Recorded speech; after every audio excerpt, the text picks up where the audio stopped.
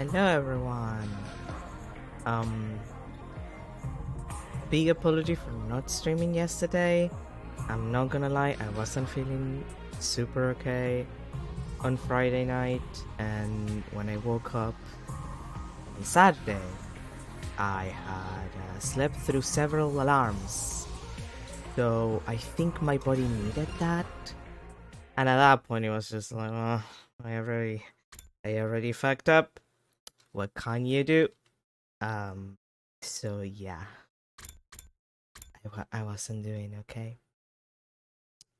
But yeah, that's what happened. This happens sometimes. Anyway, we're back here at the chapter select because except for that one lock that we haven't well, unlocked, I'm pretty sure that we finished every single run that requires us to kill the shit out of Eito at the beginning.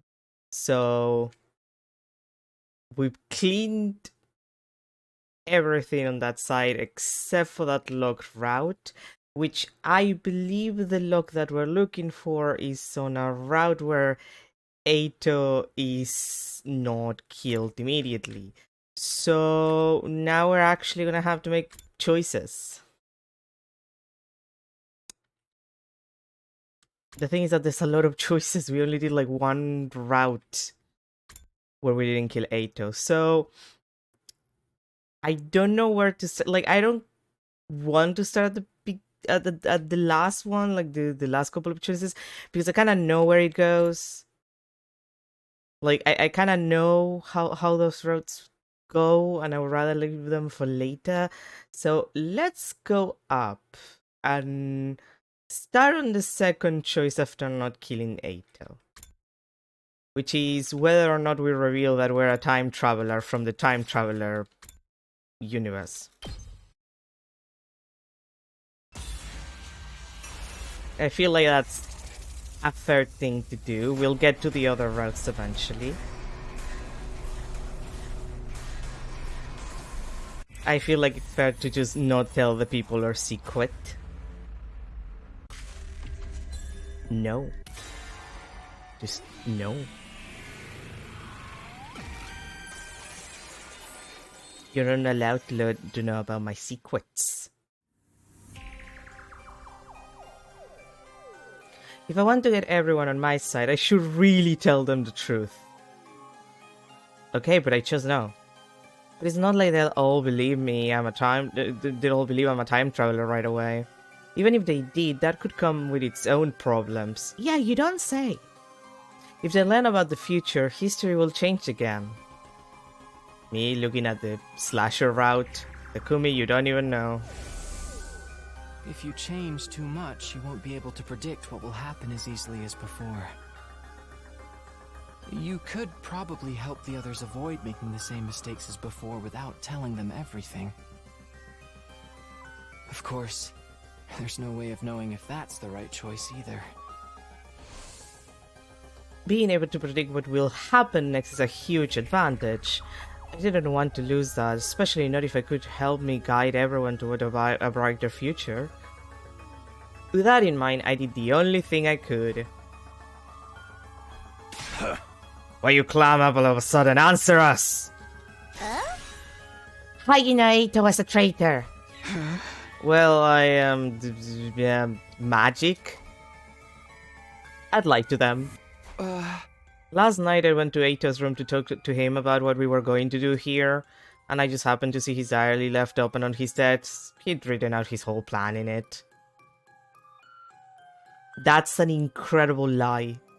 As in, it's the dumbest fucking lie ever, but I kind of respect it. What? That's not what you told. I gave Sirei a sharp look. I hope that he would see the message in my eyes. I'll explain later. Anyway, that's how I found out that Eito was what Eito was up to.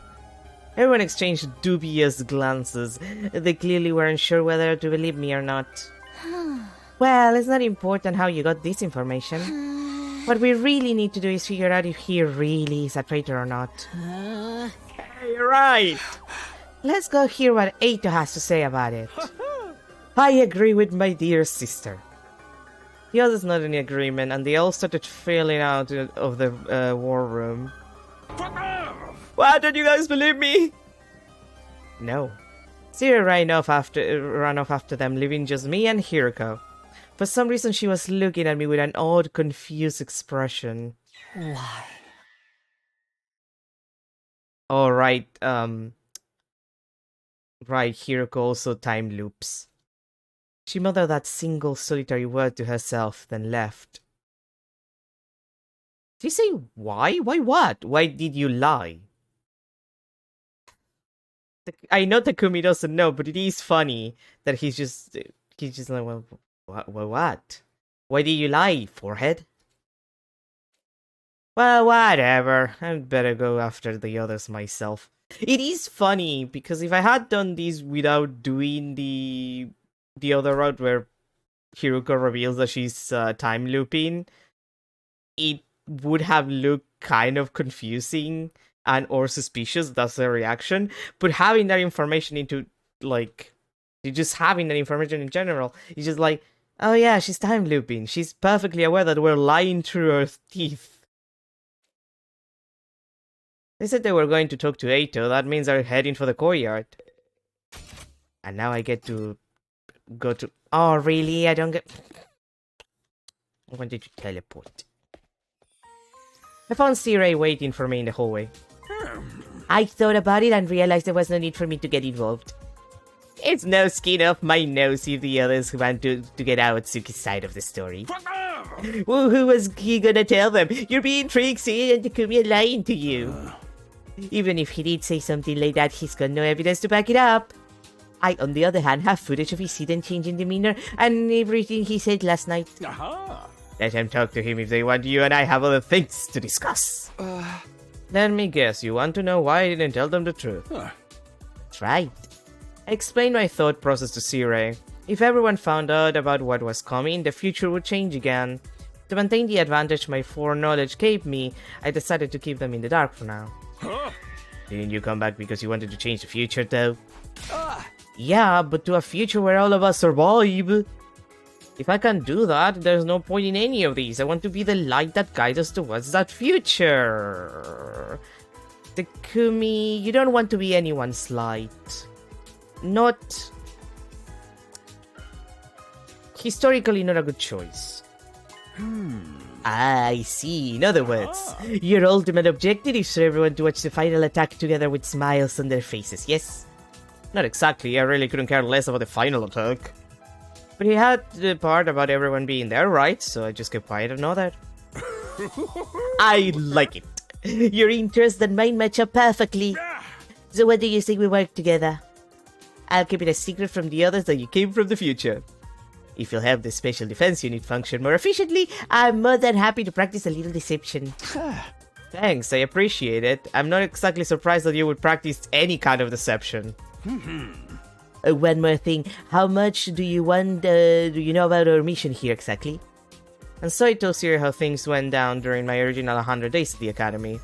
Starting with what happened when I went to second to last defense academy and met Nigo and the other team members. Then the revelations that followed: World Death, Cryptoglobin, the Exodus Project, and the artificial satellite. And of course the fact that the boy made of Undying Flames we'd spoken with last night was, or rather, who was in the defense room. I told him more or less everything I knew. The only thing I left out was what I learned about Nozomi. The secret she shared that first time were between her and me. I see. And is that all? Is that all? You mean there's more? What? No, of course not. Why would you think that? That's silly. You're silly. You've already learned a crazy amount of stuff. That's enough, isn't it? Actually, there was still something that was bothering me. Right. That's what you think the truth is. You got it all wrong, though. Hi, load-bearing character. I missed you. Anyway, I'd better get going. I'll pretend like we never had this conversation all sneaky like. A sneaky, incognito, reliable, ethical, inside man. That's me. He hurried away, looking more suspicious than sneaky. Do you really not know the whole truth yet? Was Eito right? Yes, he was. Well, even if he was, it's no use asking him now. This version of him has only been here for 3 days. He doesn't know all the things he told me in the defense room back then. Still, though, maybe I'll go talk to him anyway. Everybody else is probably there already. Can I teleport now, please? Yes, I can. Yay. Hi, bitch! Hey, Takumi. Eito fessed up already. He told us everything. Yeah, he said we look like a bunch of freaking monsters to him. For me, that's actually a compliment. Practically a promotion, in fact. Most of the time, I'm more on the level of something a monster would leave in its litter box. You're a monster poop, but that's interesting in a whole different way. His hatred of mankind seems to be the real deal at any rate. He even said we should all be destroyed. It all lines up with what you and Siri told us. I love the face he's making. He's just like, why are you guys surprised? How are you gonna do with him now? Chuck him in a barrel of used needles and see what he catches? What do you think we should do, Hirko? Oh, yes, you've been awfully quiet today, Miss Shizuhara. Is something on your mind? No, not really. Hirko's eyes darted toward me, almost like she was watching to see how I'd handle all this. I'll go along with whatever you say, Mr. Hirko. Would you like his appendix? I'll bring it to you on a silver platter. What is the appendix? Oh. I leave the decision to Takumi. Huh? Oh. You're the one who stopped Eito last night. You could have killed him then, but you didn't. I can only assume you had a good reason for sparing him. Honestly, I don't think I did it. It just didn't feel right to kill another human being in cold blood, and also I already killed him in all of those other rats, and none of them ended particularly well. He really is kind of load-bearing for the plot. I don't know though, was that really all there was to it? I know any statistical battle monster pooper like me has a right to weigh in on this. But I think we should let it leave too. He seems really smart, so if we played our cards right, he might be useful to us. We gotta respect life too. Even soup stock carries the soul of the Beggies used to make it. He gets it. Huh? I have no idea what you're talking about. We agreed on letting Eito leave then. He shouldn't be a threat so long as he stays in his cage. He's got some kind of weird tech to negate his powers. So I don't get to rip out his appendix? If this were a killing game, he'd be a perfect candidate for the first murder victim. He's weirdly quiet about this. The matter was decided. Eito would be kept in his cage in the courtyard from now on. As the others left, no one spared a word for the prisoner himself. All they gave him was brief glances of contempt. Takumi, you did come here from the future, didn't you? You seem intent on hiding it now, but that's what's going on here, isn't it? You're keeping it a secret from the others. It's okay, you don't have to explain why. I can figure that part out for myself. Unlike the rest of them, I'm not an idiot. Did I tell you my story about reading your plan in your diary? Oh yes, I could tell right away that you'd made up some excuse. It was the dumbest shit I've ever had in my entire life. So I went along with it. I told them I really did keep a diary and that I'd written down my plan to kill Sira in it. I play the part perfectly, if I do say so myself. Why do you do that? Because I'm gay, you idiot. Why though? What's your angle? Right indeed. Maybe I just didn't want to let them in on the truth. What really happened that night is a secret between you and me now. Yeah, okay. He can truly bear all of the loads, this one. Technically, Sirei and the creature rather in flames now too, but still. In other words, he saw an opportunity and took it. He's holding onto this information until he can use it to his advantage. Speaking of that thing made of undying flames. Stop right there. I don't have to tell you anything. I'm asking the questions here. The you I fought in the future said that you learned the truth about this war. A truth not even I knew. Do you have any idea what that could have meant? I'm not the same person you knew in that timeline. I'm as clueless as you are. Not that I wouldn't like to know why humanity is forging such an abhorrent war. Of course, you could tell me that yourself, couldn't you? I left without saying any more. I looked back just once. Ito was watching me intently, his eyes alight with intelligence and malice. Takumi, why are you so dumb gay? That afternoon, after lunch, we made our way to the war room to speak to Sirei. Never did get a chance to tell you to spill the beans about the truth this morning. You're going to tell us, aren't you? When we asked yesterday, you said it wasn't something you could decide on your own. Yeah! Which means there's someone above you calling the shots, right? Yeah, but don't sweat it. I got permission. I'll tell you everything. Alright then. No time like the present, I say. Go ahead and tell us what's going on here. Sirei nodded and began his explanation. None of it was new information to me, though. It was the same stuff I'd learned during my first 100 days. World Death, Cryptoglobin, the Exodus Project, the artificial satellite, the boy made of undying flames at his physical body in the defense room, the existence of Second to Last Defense Academy and the 5 other fighters there.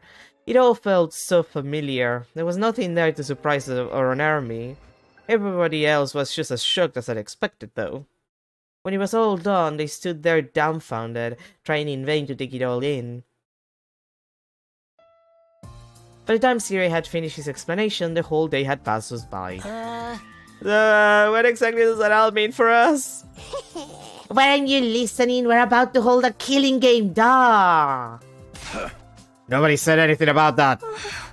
In other words, we need to defend this school for the next 97 days. When we do that, the missiles that the baby... It's funny that he just says like, I know it's a baby, but still. Has been charging up will be launched. Once, one final attack to wipe out all remaining life. Including the invaders. And they'll stop worldwide once and for all. It's basically like winning a killing game on a worldwide MMO scale. But we ain't gonna get caught up in it ourselves. Right before the attack, we'll board an escape pod and take off into outer space. Then we'll join the rest of humanity back on the artificial satellite. I knew you guys would get it. How could you not when I explained it so well? For some reason, Hiruko remained silent through all this. She refused to even make eye contact with any of us. It seemed like she was thinking hard about something, like the fact that she's time looping and she probably has seen this shit before, and she probably knows that Sirei is A, keeping information, and B, kind of lying about stuff. Not that I would know, because I'm Takumi Sumino, fucking professional idiot man. And this explanation has helped elevate your will to fight to a whole new level, am I right? Oh yeah, I'm ready for this. Yeah! Let's kill us a whole bunch of invaders! Yeah, you convinced me. Even if it means making it back to the satellite alive, then I'm in. I'll give it my best shot. I might need a couple of artifacts though. I'll fight too. I'll do whatever it takes to protect my dear brother. What was the dearest? Don't try to stop me. You can't say what you want, but my mind's made up. Huh? I don't think I've ever heard you speak so forcefully. I guess it's not then. How about you, Shoma? Honestly, I don't think a festering dung beetle like me will be of any real use. But I felt this with such a power pulsing through my body last night. I feel like I was ascended to the level of, I don't know, a festering stag beetle. Yeah, man, that's a spirit. Takumi, Hiruko, you two have been fighting right from the start, so I guess there's no point in asking you, huh? We'll be fighting with a full team in our next offensive battle then. Seems that way. Let's all work together and wipe those northern invaders. Oh yeah, I'm really feeling it now. Hooray! Come on, let's do a motivational chill to all celebrate all together now! Special Defense Unit, best in the world, indestructible and undefeated! You guys are cringe. Never lose, never yield! Special Defense Unit, fight on! Cringe. Unfortunately, or perhaps fortunately, I didn't get caught up in the pep rally mood Siri had going on. In my last timeline, Gaku, Tsubasa, Shoma, and the twins hadn't made up their minds to fight until much later. Had hearing the truth really motivated them that much? Or did their sudden boost in power have more to do with it, like in Shoma's case? Was it just the cryptoglobin flowing through them, giving them more confidence than before? Maybe even some mind controlling or mind altering, bullshit going on that, which would make sense considering what cryptoglobin does to some people. Either way, I was grateful I wouldn't have to convince them to fight all over again. The minigame was fun, but we did do it a couple too many times. At the same time, though, this could mean history would change again, deviating from the future I knew even more. When I thought of it that way, I couldn't help feeling uneasy. I felt an intense gaze on me. I looked around and locked eyes with Hiruko. She was looking back at me, also with a weirdly uneasy look on her face. And she looks at me. And I look at her. And she looks at me. And I look at her. And she looks at me. And I look at her.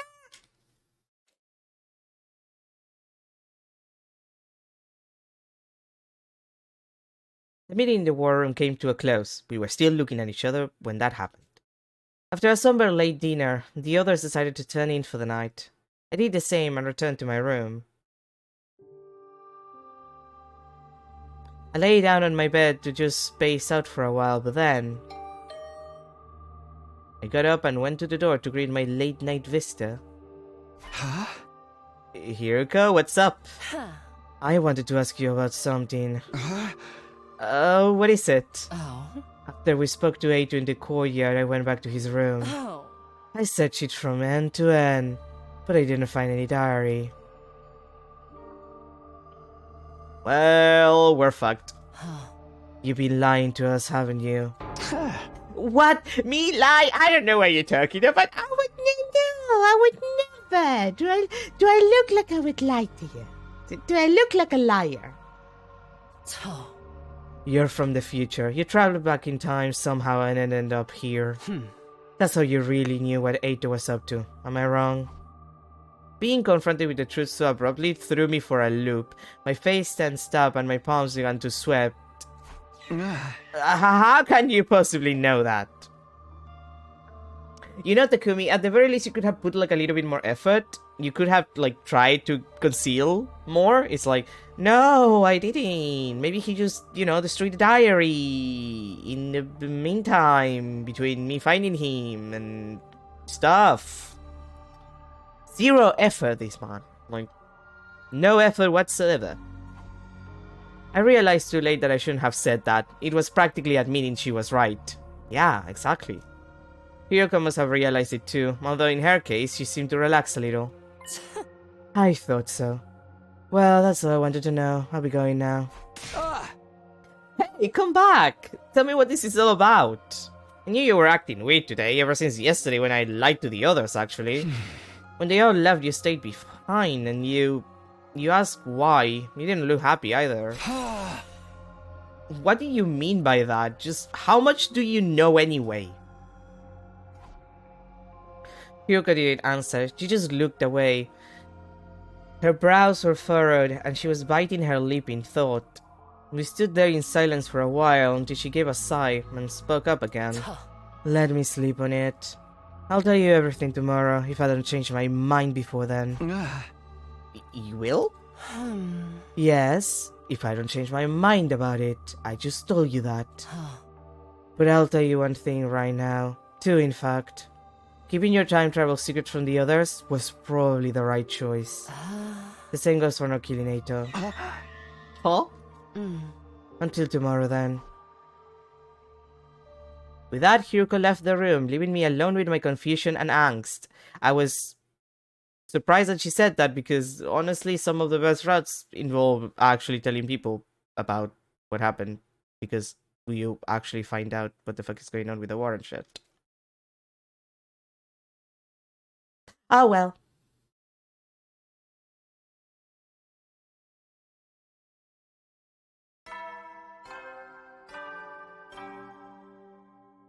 Up and Atom troops, time to rise and shine! Get ready for your 4th day of active service here at Last Defense Academy! Prepare to spend another day enduring the unendurable and suffering the insufferable to pave the way for humanity's future greatness! Be ready to give your lives to protect our beloved school from the vile and barbaric enemy!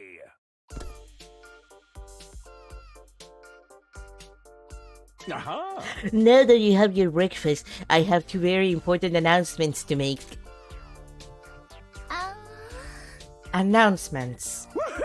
First of all, I've decided to give you the run of the school. Every classroom is now unlocked. I don't originally planned to open them up little by little, but I was really touched by your show of determination yesterday.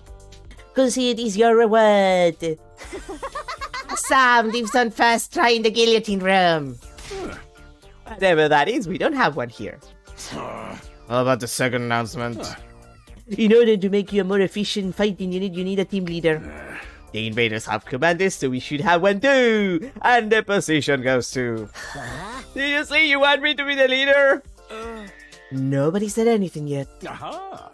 Yeah, besides it's Umino. Huh? Huh? Me? Oh. You exposed the traitor in on me and saved your commanding officer from a terrible fate. You've also demonstrated your ability to rally others behind you. Your personality makes you a perfect candidate too.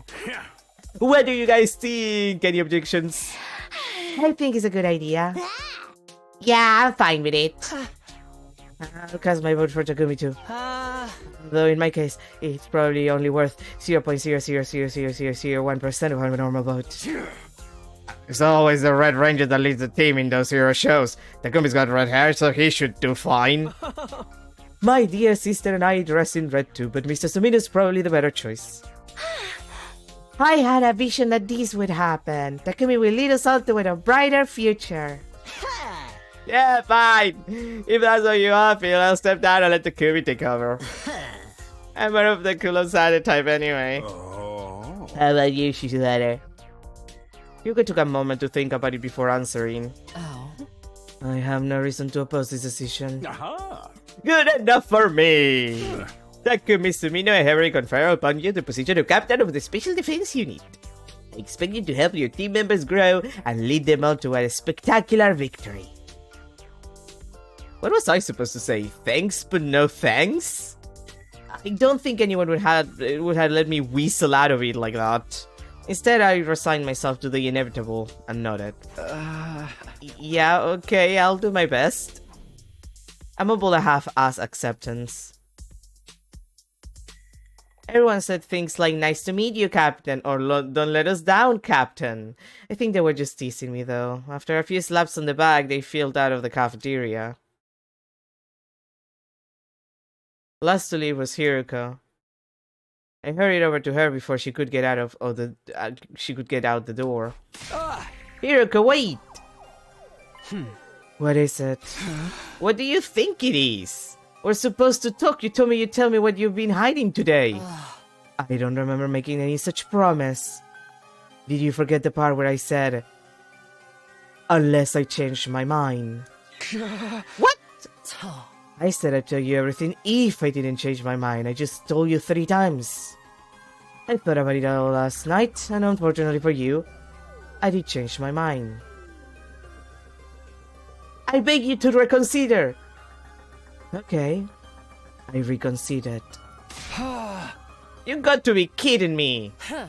I have never kidded anyone in my entire life. Hiruka pushed her glasses up the bridge of her nose for emphasis. She looked tired out somehow. I thought you were on my side. Your side? You didn't object when Sireg made me captain. That doesn't mean I approve of you. I just thought that if you were leading the team, it would make things easier for me. Much better to have a figurehead in place so no one will bother me. Huh? A figurehead? In other words, you're a puppet leader. You could have just taken the position yourself. I'm really not the type to take the lead. Besides, I've seen this play out before. What are you talking about? Forget about what I said last night. Just move forward and do whatever you believe is best. With that, Hiruko turned and left.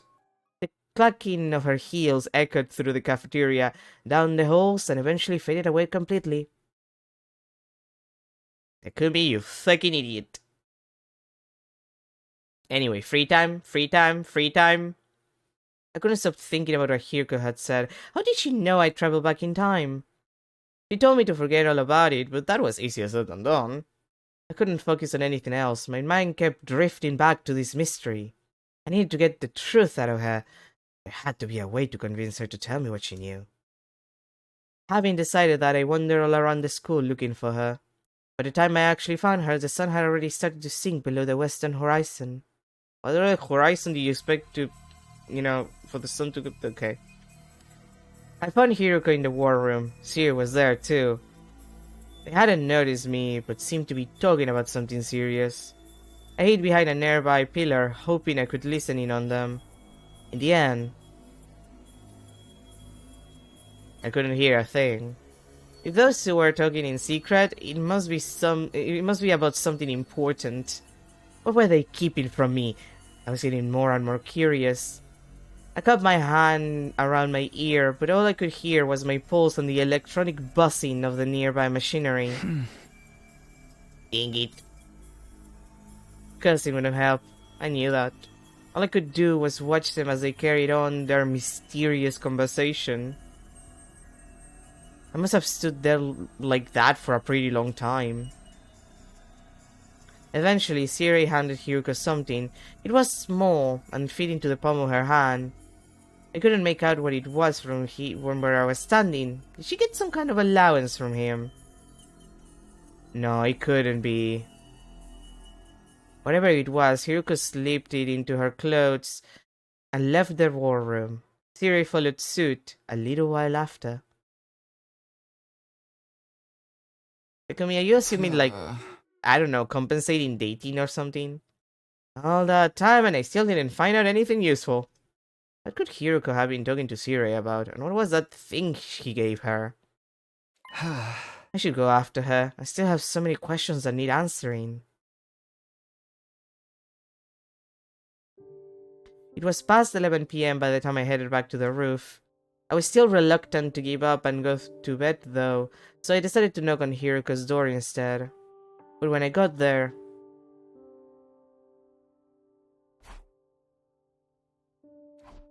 there was no one there. It was like Hiruko had disappeared completely.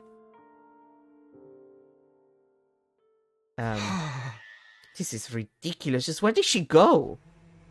As I stood there wondering to myself, I heard a noise. It sounded like propellers? I looked over the railing and down into the schoolyard. There, hovering near the wall of fire, was a drone with a fire extinguisher mounted to it.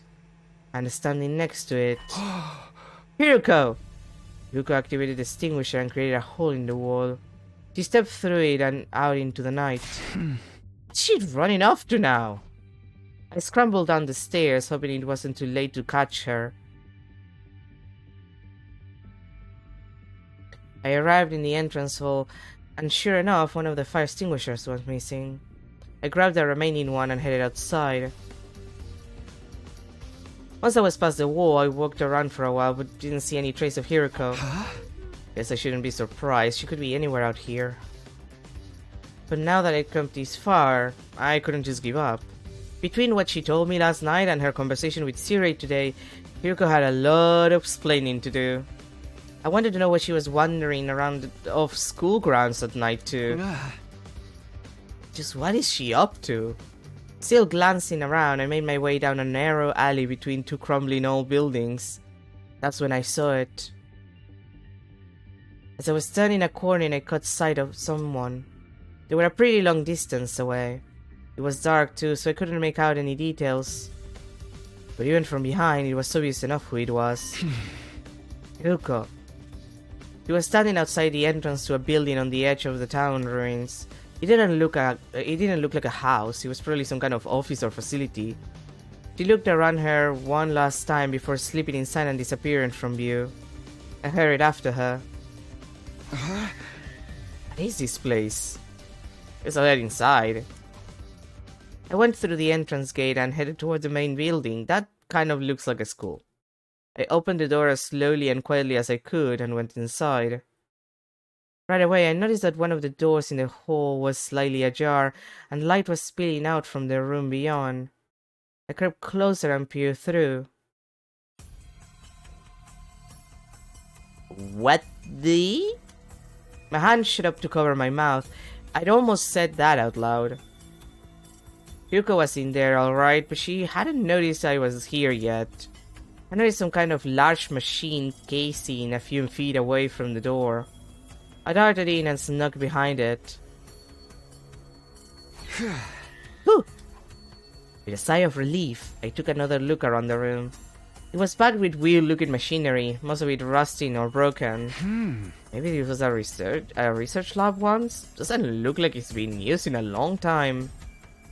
I poked my head out from my hiding place to see what Hiruko was doing. She seemed to be operating one of the machines, pausing every now and then to adjust her glasses. I should do it. Now. She walked over to a giant locker and pulled the door open. Inside were, well, there were some kind of all-body suits, like what deep-sea divers or astronauts would wear. Oh my god, is this a... Okay, I'm not gonna lie. I did not know that this was the route. I'm not lying. I did not know, but I think we're on route for the route that should open the last lock. For the last route on the killing Eito side of the equation. Because those are the I didn't know. I genuinely thought we were gonna do something else. I did not know this was gonna be one of those routes. Because clearly this is where one of the locks is located. This should be what opens that last lock. I genuinely didn't know. I genuinely, I'm kind of losing my mind. Like, I thought it was gonna be a completely unrelated route to that. I guess I just lucked out. There were several hanging in that locker, more than 10 at least. There were helmets, too, old-timey, heavy-looking ones. Yuko grabbed a suit and a helmet and took them out of the locker. Wait, she's not going to change right here, is she? That's the one thing that worries you? The thought of being here while she undressed got me really excited. I'm really nervous. Luckily or unluckily, she didn't actually strip down, but put the suit on over her clothes. Kind of uncomfortable with a skirt on though. There, ready to go. I'm running out of time. If I don't make the leap soon. Did she say leap? What was that all about? At the back of the room was a control console of some kind. Yuko walked up to it and brought her first down on a big red button. That done, she stepped up to a circular platform next to the machine. She got to the center of it and stood there. Then particles of light started to fill the space around her. Wait a minute. What the heck? I had no idea what was going on, but my pulse was racing. My mind was drawing a complete blank. There was just one thought in my head. One thought and a racing sense of panic. Yuko was going to disappear. I'd never see her again. I couldn't let that happen. Hiruko! Takumi, you're fucking up. Huh?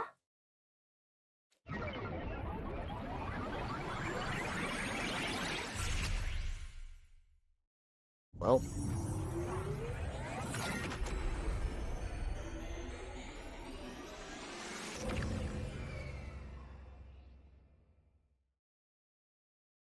Okay. I'm not really sure what happened after that, but when I came to,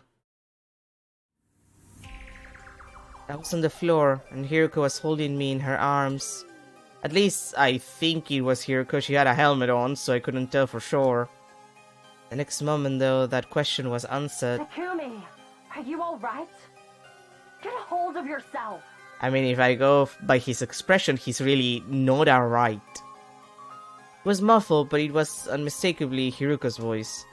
I felt a wave of relief wash over me, followed by a sharp pain. Yeah, understandable. What were you thinking? Jumping in without a leap suit? A leap suit? Is that what the thing you're wearing is called? Yes. If you perform a parallel leap without one of these, it puts an incredible amount of strain on your body. What's a parallel leap? She didn't answer, and because of the helmet, I couldn't see what kind of expression she had on her face. What are you doing here? Just vibing. I followed you. I had some questions for you, about 100 of them at least. Although now it's more like 200. At least your head wasn't seriously damaged. How's the rest of your body? It feels numb. I don't think I can move. I feel really cold and nauseous too. If you're going to throw up, do it after I leave. Leave? Where are you going? Back to the academy. You're going back already? Why? I don't have time to explain. It's already past midnight. Midnight? What day is it now then? Day 5, technically. Technically. Late night, day 4, or early morning, day 5? What does it matter? Are you trying to waste my time? Yes. Ugh, I have to go. You stay here and rest. I mean it. Don't you dare move from this spot. Takumi, once he recovered, I'm gonna move from this spot immediately. Yuko stepped away from me and made her way to a nearby locker. Not the locker she'd taken the leap suit from, a different one. She opened the door, revealing 2 drones, both fitted with fire extinguishers. What? 2? That didn't seem right. If Hiroko used one of them to leave the school, where did the other one come from? I left the extinguisher I used outside, leaning against a wall. It couldn't have ended up in here somehow, could it? While I was still trying to make sense of everything, Hiroko grabbed one of the machines and rushed out the door, still wearing her leap suit. After lying there for a while, the feeling started coming back to my legs. Pretty soon I was able to move around again and got to my feet. I'm still in the same place as I was before, right? It looks the same anyway. What happened when I dove into that circle of light after Hiroko? And how long did I black out for? It didn't feel like very long, a minute at most. What could have happened during that minute? No use thinking about it now, I should go after Hiroko. Takumi, do not move from this spot. Takumi, 2 seconds later. I am moving from the spot. Moving from the spot. I went to the locker and took out the other extinguisher drone. The pain hadn't completely faded yet, but I pushed through it and made my way outside. He's so fucking stupid, this man. I knew where Hiroko was going. She told me herself, back to the academy. I still didn't get why though. Hiroko had left the school in the dead of night, went to a weird research lab, then went right back to the school again. What was she doing? What was it all for? I kept pondering these questions as I made my way through the ruins.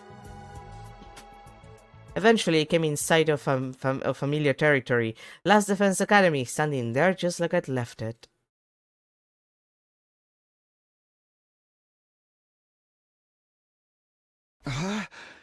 Now, where's Hiroko?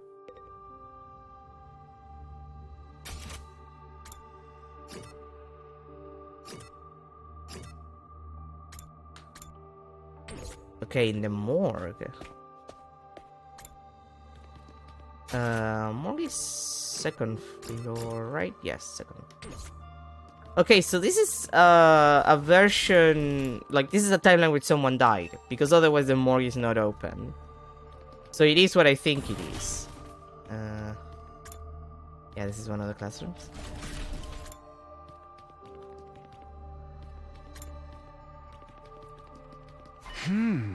Huh? Isn't this classroom usually locked? It looks like I can get inside now. Oh, what is that? Okay, so yeah, we moved to a timeline where we kill Eito because he's the first corpse to be put in the morgue. Several desks were lined up in the strange classroom, and there was something lying on top of one of them. Something vaguely human-shaped under a white sheet. I slowly walked up to it, grabbed the white sheet, and pulled it off.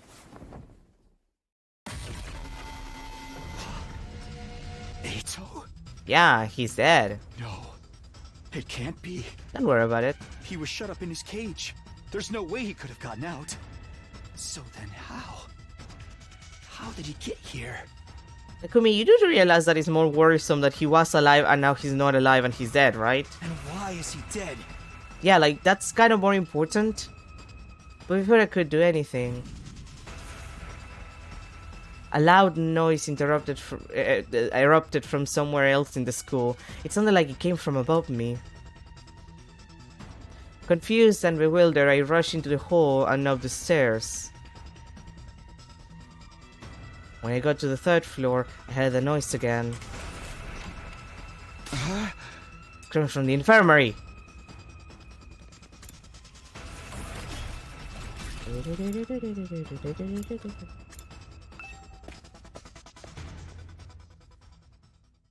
Somebody was collapsed in one corner of the room.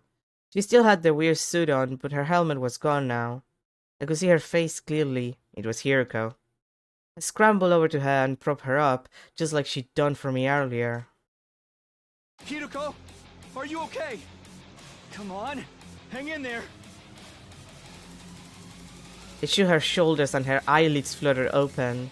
When she saw me, her eyes went wide with shock. And then, for some reason, she kicked me in the stomach.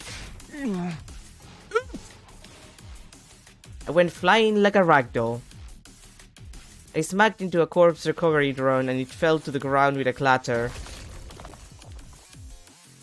And that wasn't the end of it either. When I looked up, Hiroko was standing right in front of me.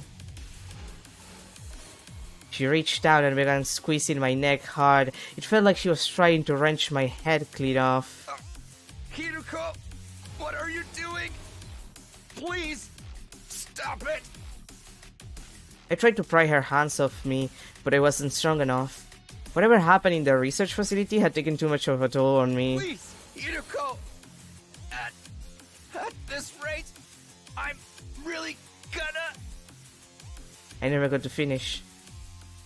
The next moment I blacked out completely.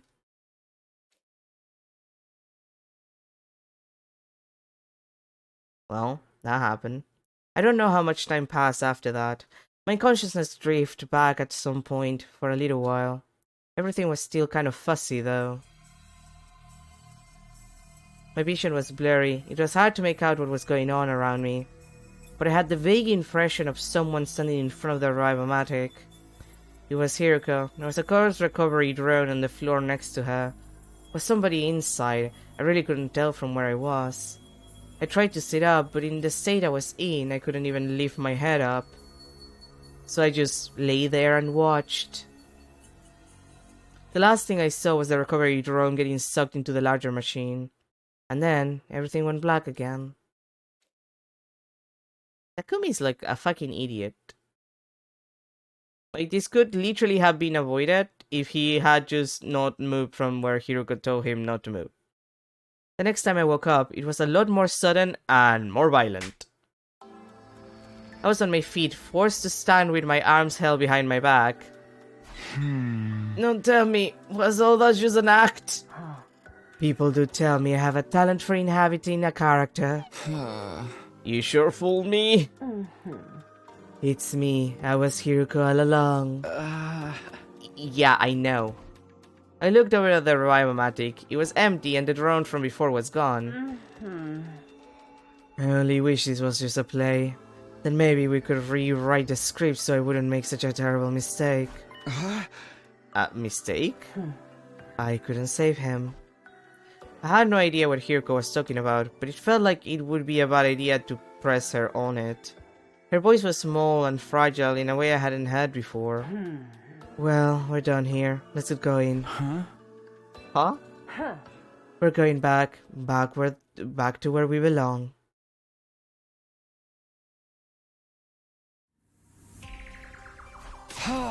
Wait, Hiroko, tell me what's going on. Why are we going back there? You mean the lab? This is some kind of research facility, right? What kind of research do they do here? Hiroko wouldn't answer me. She just kept going, leaving me no choice but to follow her. I thought it was gonna be follow after her. Hiroko, please tell me what's going on. I'm so lost. I'm too stupid to figure it out. It's bad enough that we're in this weird lab. But also, I saw a body back at the school. A body? Yeah, it was Eito. I saw him with my own 2 eyes. He was in the classroom on the 2nd floor. He'd been Rain, he was just a dried-up husk. I see. Is that all? Aren't you shocked by that? Not especially. Seriously? Hiroko turned away, shutting down any further conversation. She began flipping switches and turning dials on different pieces of machinery around the room. I trailed after her, asking question after question. But she ignored me and just kept working. Then she opened up the large locker. Put this on. That was the most she'd said to me in a while.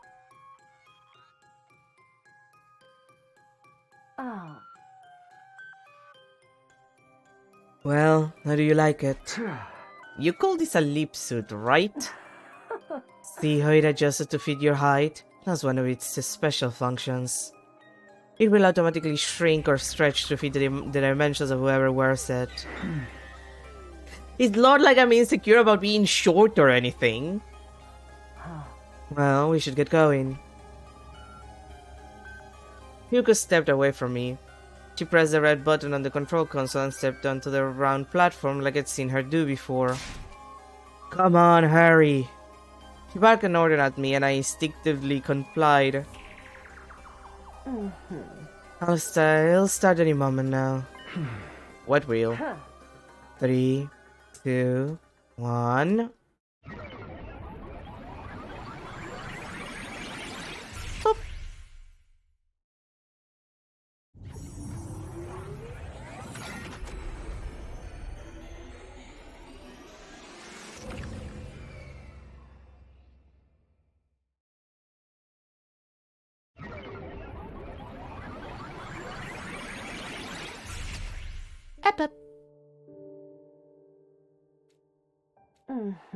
It's on. Huh? Let's head back. What? Back where? Are we going to go through these every time? Where else would we be going back to? Hiroko stepped off the platform and hung up her leap suit in the locker. I did the same, still totally at a loss about what was going on. Don't tell anyone what you've seen here today.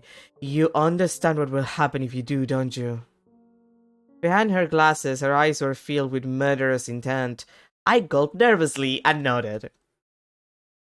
Because it would have been really stupid of me to do otherwise.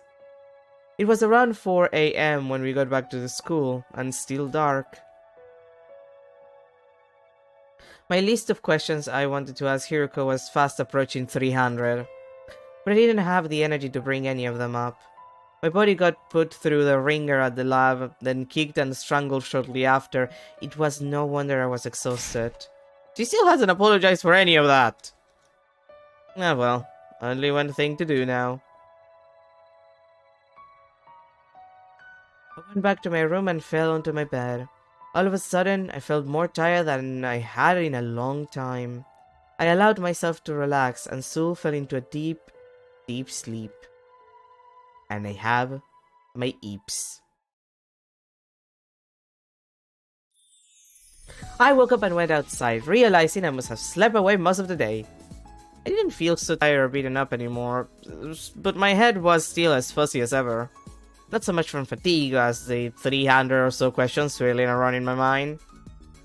For now, I decided to focus on just one of them, and I knew which one. Huh? Eito. Hi, load-bearing character. How's your load-bearing doing? Oh, Eito, you're... What's the matter, Takumi? You look like you've seen a ghost. Not that I've ever seen a ghost myself, or seen how you look when you've seen one. When you think about it, isn't that expression a little problematic? I mean, it's hardly showing proper respect to what's dead. You're alive. In response to my comment, Eito put his hands on the bars of his cage and pushed against them. Last time I checked, yes! If I were a ghost, I'd have phased out of here a long time ago. What's going on here? I saw his body just last night. Didn't I? Seriously, Takumi, what's wrong? Did you come across a corpse that looked like me or something? He's quick on the uptake as always. I barely said anything and he's figured it out already. You might not believe it, but I know how to keep a secret. I still haven't told anyone about you coming from the future. If you need someone to talk to confidentially, I'm always here. Come on, tell me what happened. Don't tell anyone what you've seen here today. You understand what will happen if you do, don't you? I knew better than to take that risk. I left without saying another word. Honestly, I really want... At this point, considering this scene, I can't wait for the day that Kodaka decides to finally come out with a DLC, because one of the things that people have been begging is an accomplice route, where we just become Eito's BFF and we just help him kill everyone. And honestly, hilarious, incredible. Might as well do it at this point. It would be pretty choice.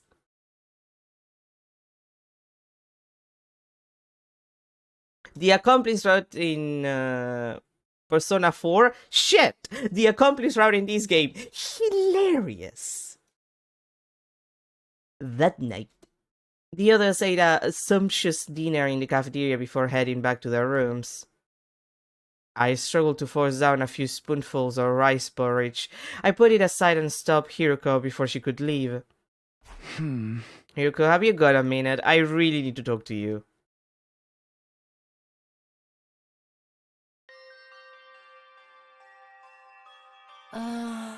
This is that classroom that's always locked. Yeah, I asked Sirik to unlock it for us. Why did you bring me here?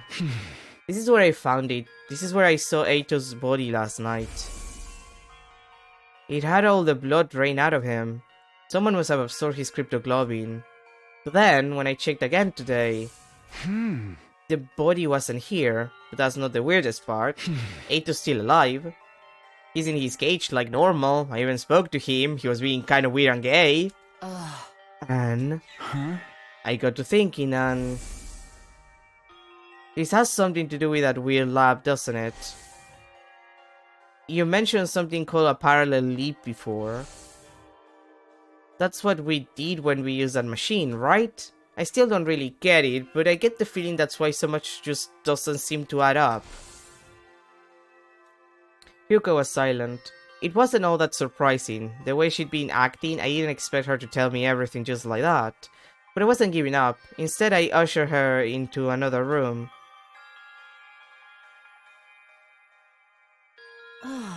Why here? You spoke to Sirei about something important in here yesterday. You are spying on us? I'd prefer it if you didn't put it like that. Either way, it's not a pleasant habit. When you finished talking, Sirei gave you something. What was it? Just some dried kombu kelp in case I got hungry. Okay, now tell me the truth. Again, no answer. I sighed, shook my head, and moved on.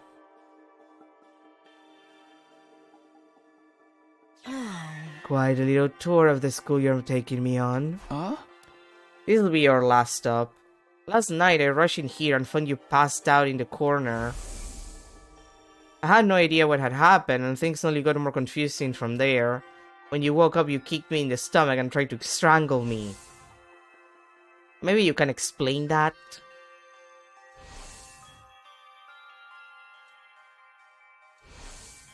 Huh? You still haven't apologized for that, you know? I didn't have a lot of choice in the matter. It was a regrettable accident. An accident that nearly killed me? Fine, I'm sorry. You got your apology, can I go now?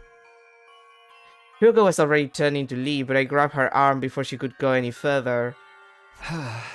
I'm not done yet. After you nearly killed me, I came to just for a minute. And I saw you in front of the Revive-O-Matic with a corpse recovery drone. Who was inside the drone, Hiroko? You said I couldn't save him. Him who? Were you talking about whoever was in the recovery drone? Was that all you wanted to ask? Just one more thing, and this one's the most important of all. You already know that time travel exists. You knew I came here from the future. How? Yuka pushed aside a lock of her long, silky hair and looked away. She was clearly nervous. She was biting her lip, fiddling with her choken, tapping her nails, tapping her heels rather. I mean, it's easier to tap your nails than your heels, I feel. Like tap your nails into each other. Well, actually, your heels are easier. Finally, she made up her mind and spoke up. Alright, I'll tell you. You will! On one condition. Starting tomorrow, I'm going to have a lot to do. I might struggle to get it all done by myself, so I'll need someone to help with it. Huh? You mean me? Naturally. What exactly would you want me to do? Just do as you're told. Follow my instructions and don't ask questions. I need to be able to work in peace without stopping to explain things to you. Provided the work gets done, I'll answer all your questions on the evening of day 9. You really will this time, right? You're not going to change your mind again? I give you my word, just so long as you hold up your end of the bargain. Yuka looked me dead in the eye. I made her gaze without flinching. Okay, you got yourself a deal. I'm gonna regret this, don't I? Probably. God fucking damn it.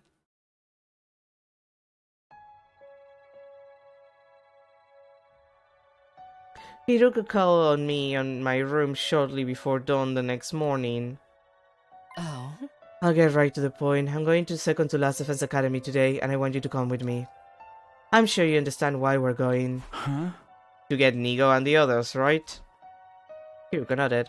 It was no surprise she knew about the other campus. She had explained it to everyone a few days ago, after all. Hey, wait a minute. Today? You don't mean right now, do you? Of course. It's not even 4:30. Time is of the essence. We need to be back here before tomorrow. Tomorrow was day 7. That was the day the first commander we faced came back to fight us again. You mean for the battle? How do you know about that already? And that's a penalty. I told you not to ask questions, or are you incapable of holding up your end of the deal? I reluctantly held back the torrent of questions welling up inside me. Now go and wake the others up. Huh?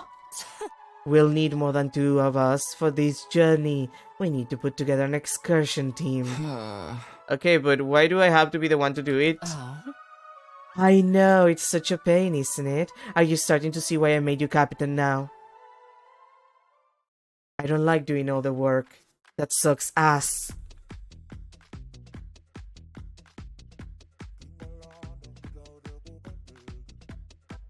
It's been a while since I had serious team. I miss it. I decided to run things by Siri before getting the others involved. In my future, the other academy was attacked on day 10. During that battle, Moko was taken prisoner and later killed. It's better for us to avoid losing soldiers if we can help it, right? So I was thinking of going there and bringing them back here. This is a weird conversation to be having with this music as the background. You know. Why so early in the day, though? Huh? Because there will be an invader attack here tomorrow. We'll have to leave soon if we want to make it back in time for that. So he spent a few minutes thinking the matter over. Alright, I'll allow it. There's just one thing worrying me, though. When the attack does come, everyone's probably going to ask how I knew about it. I've already decided not to tell them about the time travel, so... Don't sweat it, I'll come up with something.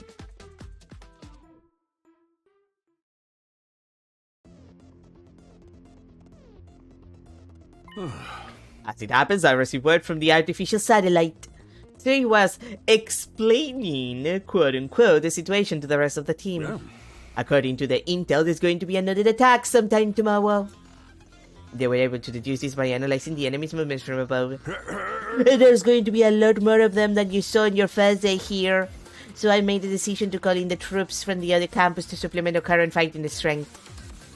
I had to hand it to him. He sounded convincing. The others accepted the story without a second thought.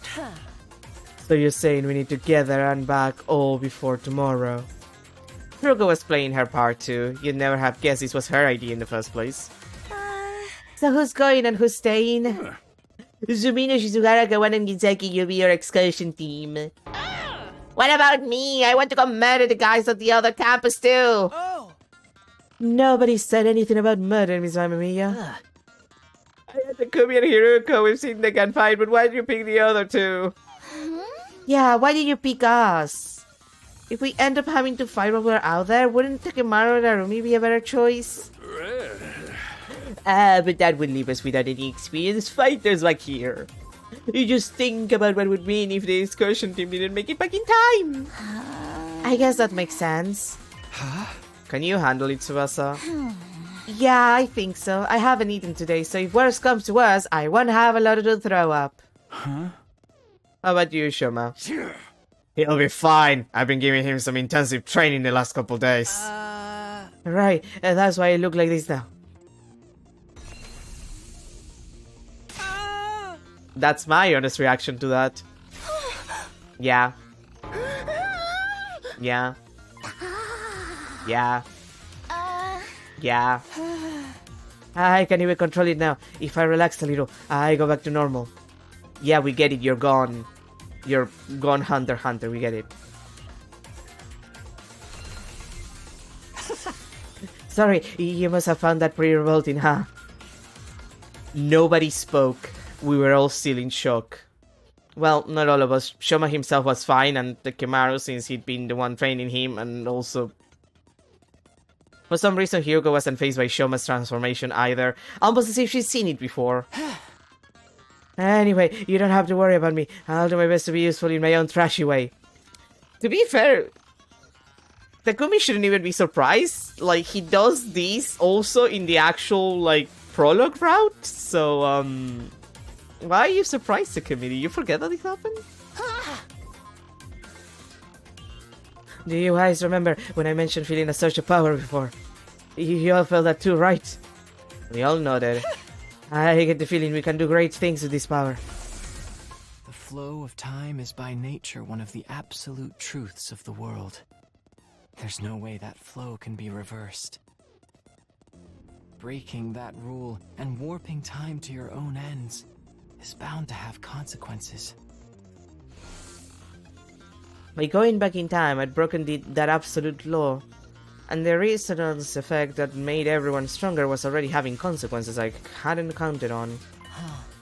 Let's be on our way. We can't afford to waste time. Alright, good luck out there. Y'all take care now.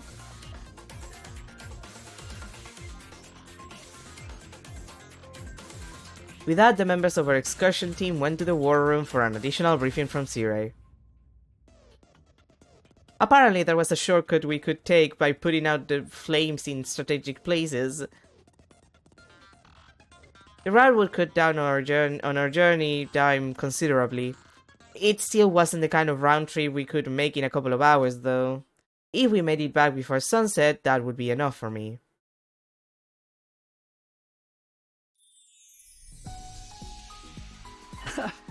Is everybody ready? Yes. Ready. I don't know. We'll take good care of the place while you're gone. Then let's go. Wait, I still need to go to the bathroom.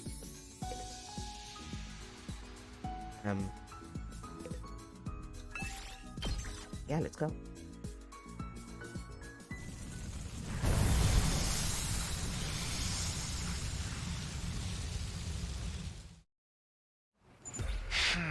According to the map, the shortcut is right over there. How do you know that? Siri told us so, didn't he? Oh, yeah, I guess. Don't just stand there mumbling, get moving. Why are you so mean to me?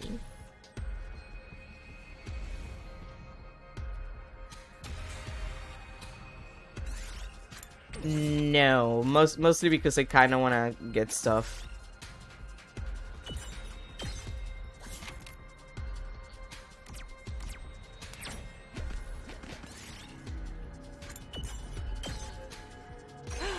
I found something!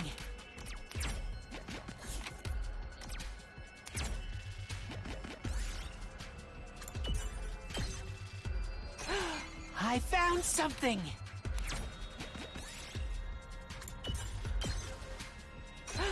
I found something! I know you did, sweetie. Shut up.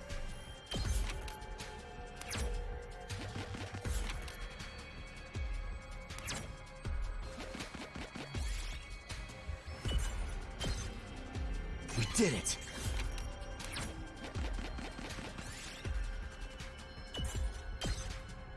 I'll take this.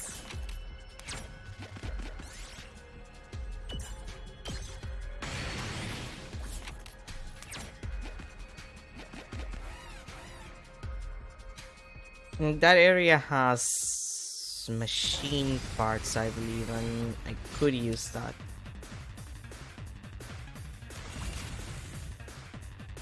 Now then, to business.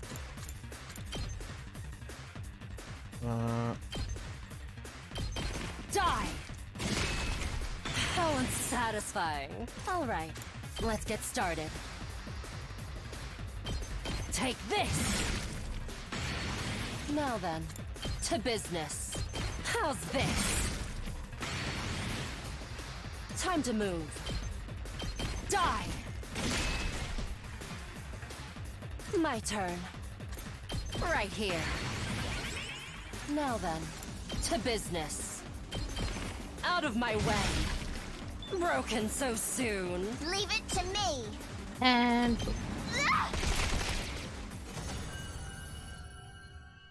I don't remember if we did like the couple I'll of take runs for this. machine parts.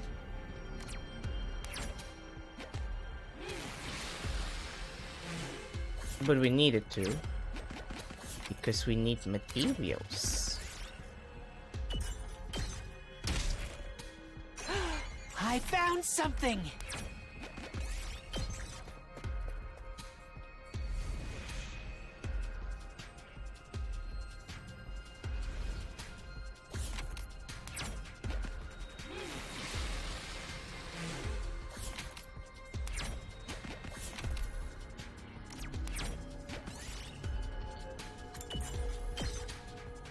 Yes!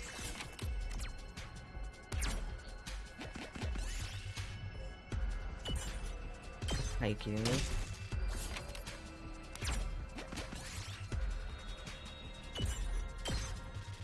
We did it! Ah, man. I was hoping for more. Oh.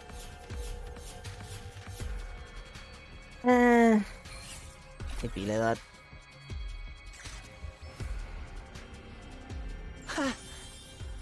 We finally made it.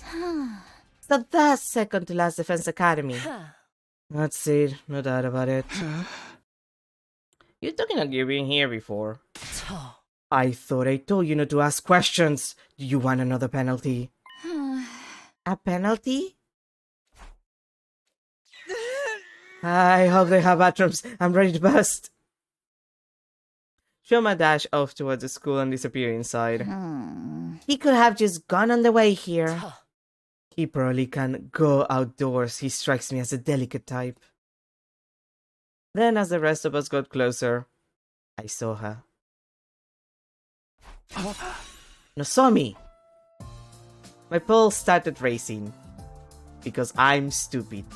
My breathing got heavier. Because I'm stupid. I felt an uncontrollable burning in my chest. Because I'm so fucking stupid, you guys. Nozomi was alive. Yeah, I know, right? She was alive again and right here in front of me. Without thinking, I almost reached out to touch her. But I felt that impulse and pulled it back. Right, that's right. This was the moment I'd been waiting for. The whole reason I made this trip. It wasn't because Hiruko told me to. Even if she hadn't, I'd have insisted on coming anyway. This was all to see Nozomi again. This time, I'd do whatever it took to protect her. You must be Takumi, right? Huh? And you two are Hiruko and Tsubasa. I don't understand.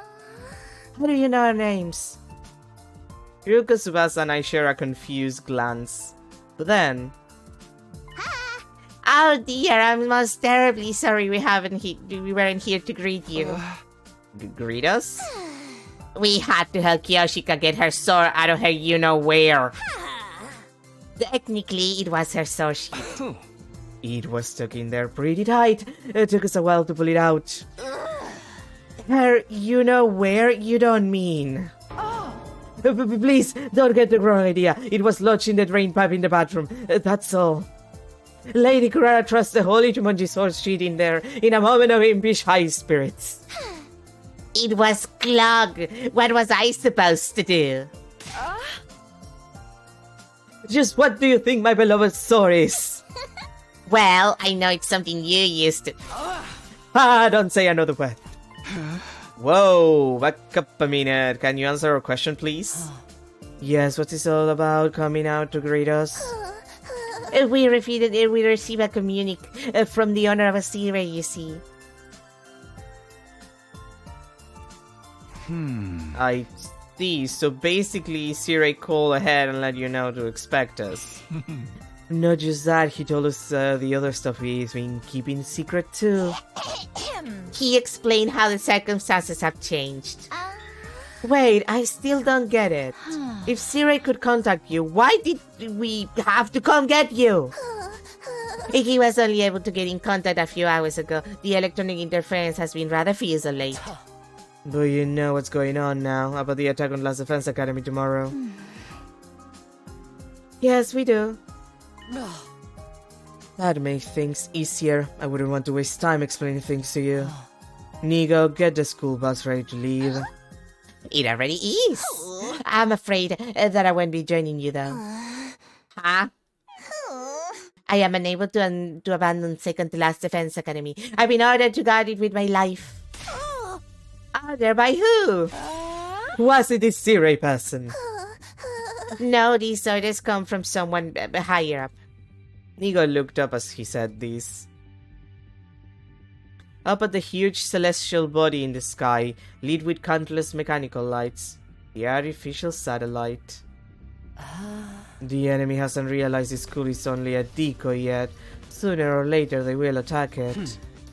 When that happens, are you planning to self-destruct? My, how do you know? Sorry, but I won't allow that. We can't afford to lose you. If I thought Hiruko was showing a softer side of herself, I was wrong. The very next moment, she dashed toward Nigo and brought her heel down viciously on his head.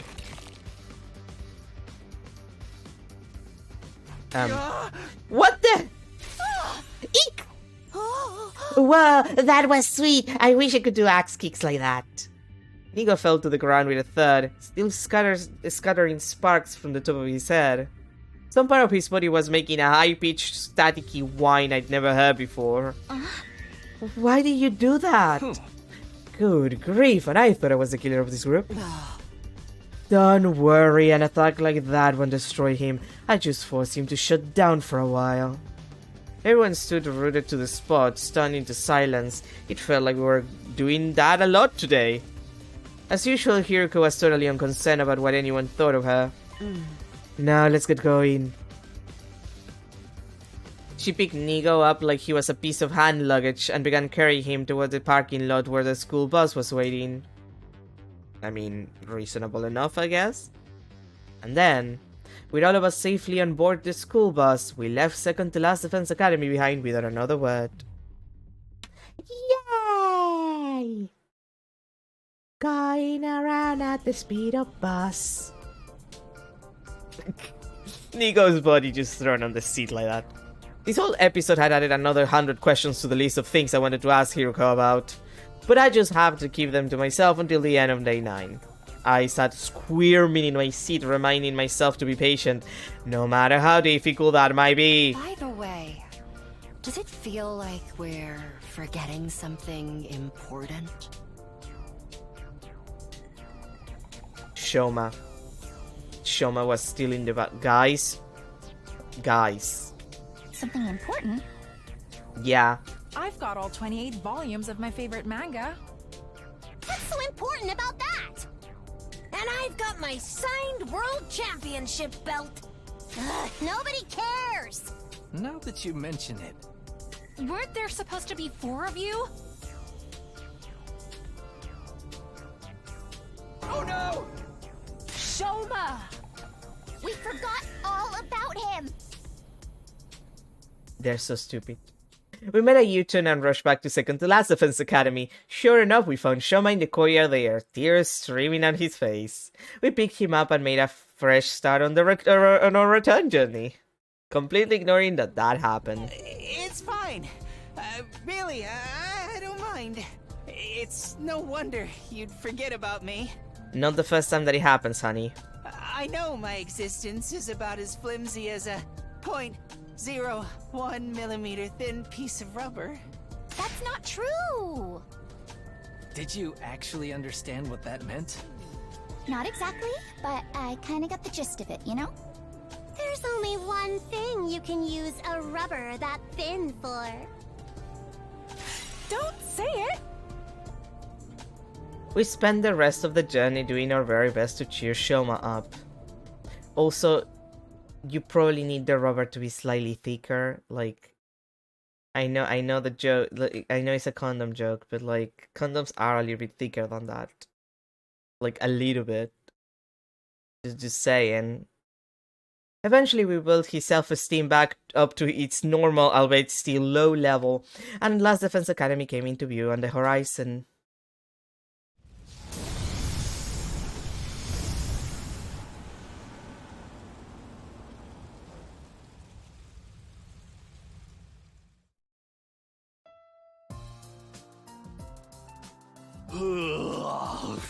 You all made it back, that's a relief.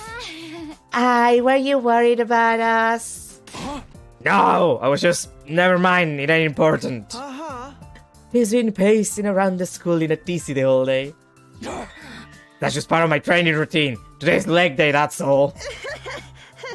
So, those guys are your... The faceless NPC squad. Hello there, my name is Nozomi Kirifuji. No. I'm Mako Majiro, the apocalyptic maiden of destruction. Yoshiga Magadori at your service. Bow your heads, peasants. I am Kurara Sasuke, the great and powerful.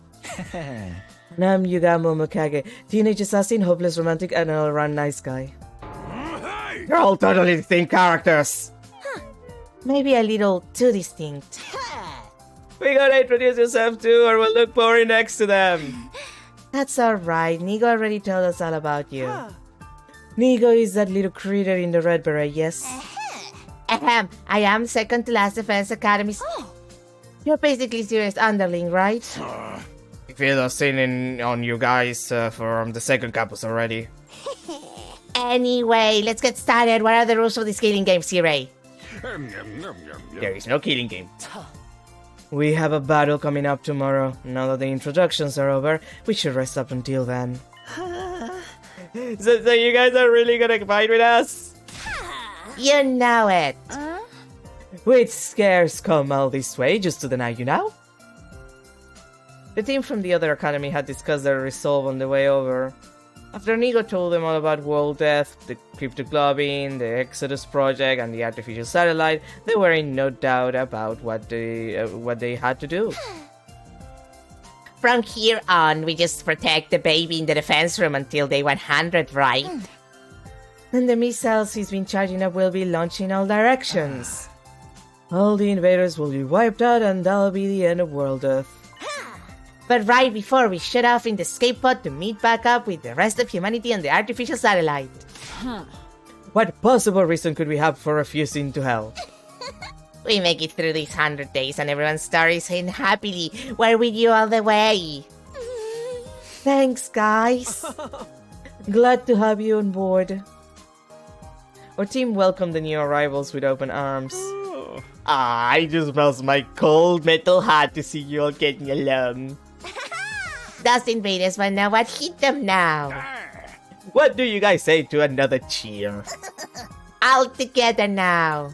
Special Defense Unit, best in the world, indestructible and undefeated. Cringe. Never lose, never yield. Special Defense Unit, fight on. Cringe. I can't put my finger on it, but something feels off. Didn't we have a lot more teething troubles getting everyone to work as one big team last time? No, it's not like I want everyone fighting among themselves, so I guess this is fine. Hashtag this is fine meme. Except instead of a dog, it's a Takumi. With night drawing on, everyone went back to their rooms, including the new members who had new rooms assigned to them. For some reason, Nozomi stayed back after the others had gone. Huh? Is something wrong? No, I just wanted to thank you for going to all the trouble of coming to collect us. That school was only a decoy, so if we stayed there, sooner or later we'd... Anyway, I really appreciate it. Knock it off. I haven't really done anything to deserve your thanks. Your thanks. If you want to thank me, do it after we make it through this, right here on day 100. I never expected you to say anything like that. Sorry, too corny? Not at all. I agree. We'll pick this up again on day 100. That's right. This is what I'm here for. This is why I came back to the past. Samurai Jack. To protect Nozomi and to make sure everyone survives. This time, I won't make the same mistakes. Well then, Takumi, good night. With those parting words, Nozomi left and went to her room for the night. I thought I was alone, but then I heard a noise. I turned around, but there was nobody there. Suspicious. Must have been my imagination.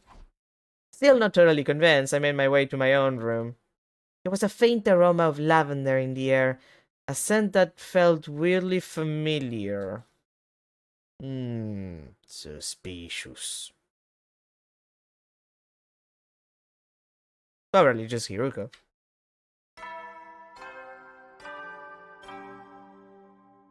Up and Atom Troops! Time to rise and shine! Get ready for your 7th day of active service here at Last Defense Academy! Prepare to spend another day enduring the unendurable and suffering the insufferable to pave the way for humanity's future greatness! Be ready to give your lives to protect our beloved school from the vile and barbaric enemy! Yay! Alright, so when are those disgusting freaks gonna show up? I'm already here. I wasn't talking about you! You mean the invaders, right? See, Ray, do you know when they'll be coming? Well, soon. Hyuko seemed to know everything already.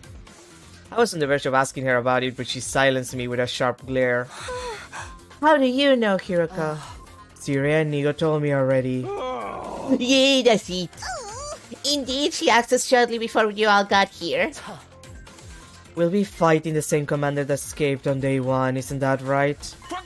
Exactly! Gosh, you're such a good listener, Shizuhara. Since you already have experience fighting him, we have a strategic advantage. Not to mention, we got us a much bigger team this time. Yes, quite. It should be no challenge at all. Intruder alert. Intruder alert. Unauthorized personnel detected on school grounds. Defense mode initiated. All available troops prepare for battle immediately. Eek! They're really here! I told you, didn't I? Marketable plushie. No, really, I keep insisting it. I insist on it every time, but I need marketable plushies of those creatures. Alright, Takumi, go ahead. Huh? You're our captain, aren't you? Don't you have anything to say to your team before they head out into battle? Oh, right. Is everyone ready? You bet. Yeah, let's do this. What's up, Gaku? Why are you shaking so much? Shut up, I'm just cold, that's all. I decided to go commander today. You could have at least pretended you were trembling with anticipation or something. I'm ready. I took a whole bunch of anti-nausea pills so The holy Jumanji Star is always ready. She longs to spill the blood of the wicked. I can go whenever. I'm such a nothing character. I'll probably get wiped out right away anyway. Don't be such a pessimist. You got the apocalyptic maiden of destruction looking out for you now. And this cruel prince of the underworld is ready to protect his dear sister at any cost. You're really going to let me fight too? You've made your feelings abundantly clear. I know I couldn't stop you even if I tried. Yeah, boy. I'm ready to wash out this blood off my hands with even more blood. Let's all work together out there. Humanity's counting on us. This isn't just for them, but for ourselves too. We fight for our future. Oh my, this camaraderie is so touching, so moving. Not bad, I suppose. Okay, Sumina, you're in charge. Leave it to me. Come on, guys, let's do this. I say before immediately skipping the fight.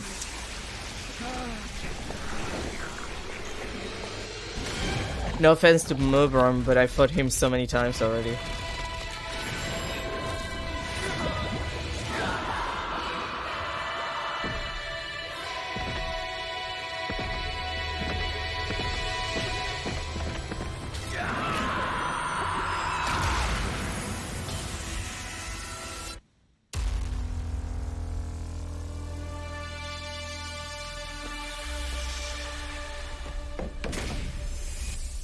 Although, now I'm wondering what we're gonna do with Eito in the cage Eito.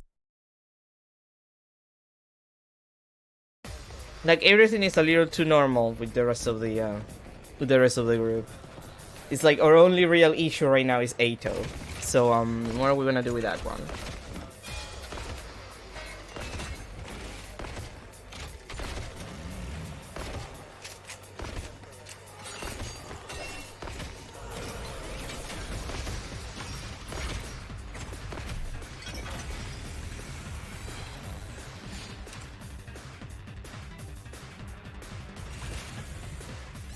Yep. Skip the battle, it's fine.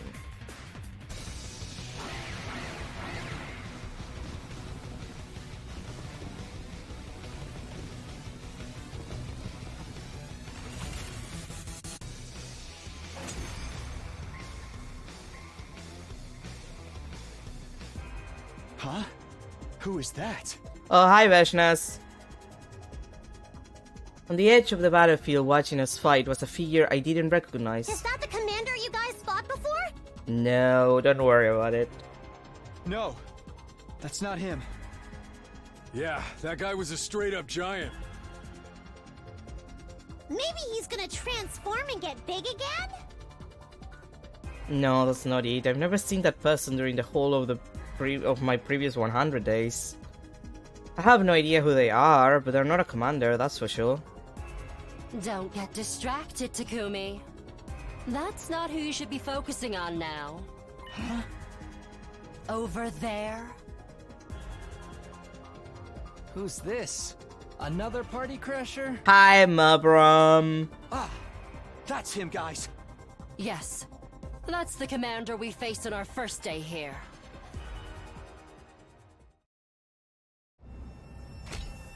God of the planet, hear my plea and lend me thy strength. Blood of my bond, release! His boss looks kind of like a hamster, I just noticed. Like a fucked up hamster.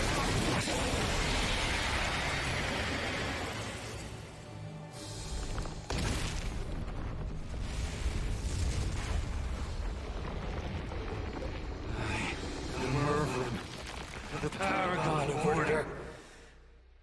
I will run this time. I'm done running away. I have to stand and fight.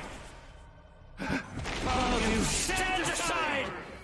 If you don't, then in the name of order, I will strike you down! I feel so bad, especially after like Darkshire just talks about him not wanting to fight and everything. Like, you don't think about it, but like, the second you have like that fight with Dalsha, He transformed and got bit! Told you so! like the second you have that fight, like I just can't help but feel bad. It's like, oh man, I killed this old bastard's child. He wasn't even like, he wasn't even interested in this shit. He didn't want to fight. Ugh. It's about as bad as like the married couple. You were talking about someone else when you said that. Hoodie over there hasn't done anything, though. Don't worry about it. Hoodie? The person in the hood, duh. Who is that? Why is someone I've never seen before showing up all of a sudden? Don't worry about it. The timeline change again? Yes, but don't worry about it. Oh, leave them, Takumi. You're the captain now. We need you to lead. I know. Everyone, concentrate your attacks on the giant commander. I believe he called himself Mervrum, yes? Got it!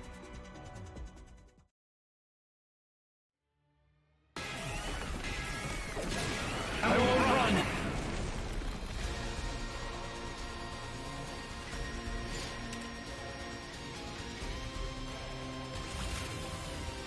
And he said, by the grace of me escaping the fight.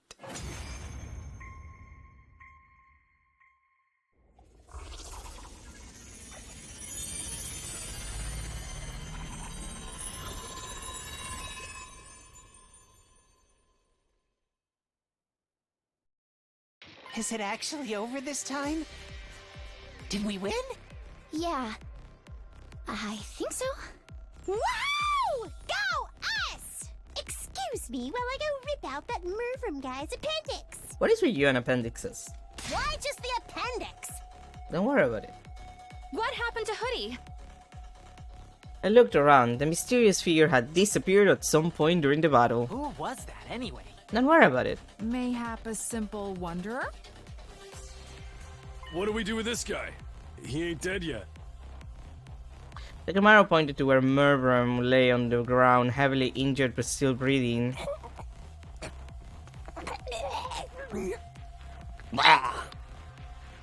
I think he's trying to say something. Let me take a look. Yugamo knelt over the fallen commander. After a quick but surprisingly thorough examination, he spoke up again. His vocal cords have been crushed. Someone must have hit him right in the throat. Oh boy. Oh yeah, those throat chops can really do a number on you. Believe me, I know. He's not going to be able to talk then? No. Sorry. Even if he could, it's not like we can understand their language. Takumi, you just had a conversation about the fact that you recognize that he called himself Mervrum. Are you fucking stupid? I need to kill this man. I need to kill him. I need to put him in a shredder. Yes, we can. Yeah, we literally can. When he first showed up, he told us his name and stuff, remember? Yeah, like it happened 5 seconds ago. I am Mervrim, the Paragon of Order. In the name of Order, I will strike you down. He was the one who got struck down, though. Epic fail! Yeah, so what do we do now?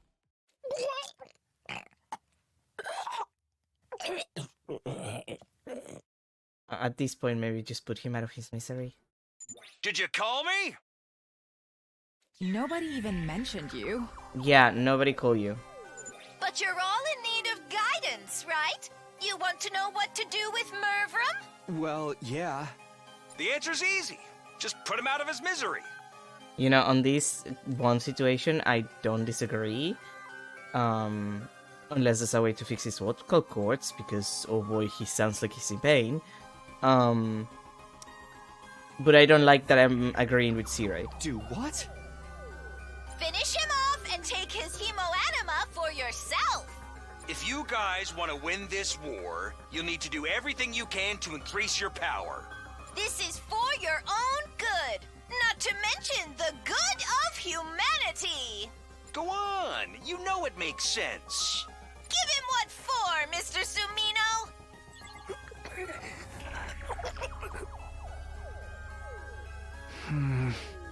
I'm for finishing him off too.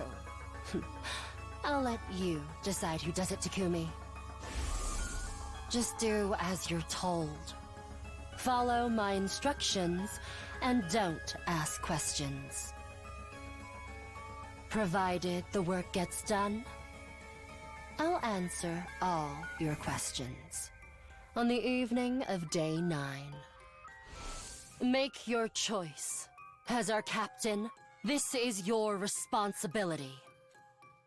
Saying no wasn't an option. I nodded and prepared myself for what came next.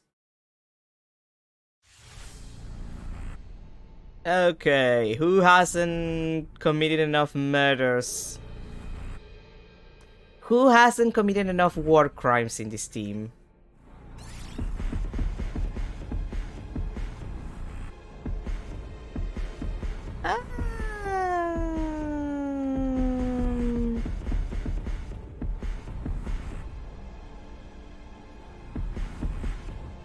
You know that, Rumi, you feel like someone who would appreciate the war crimes. And she does die in a lot of rounds, so...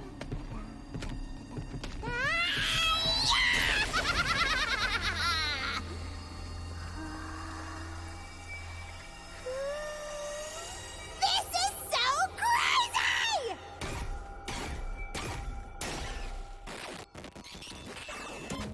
We all want the girlie to be happy.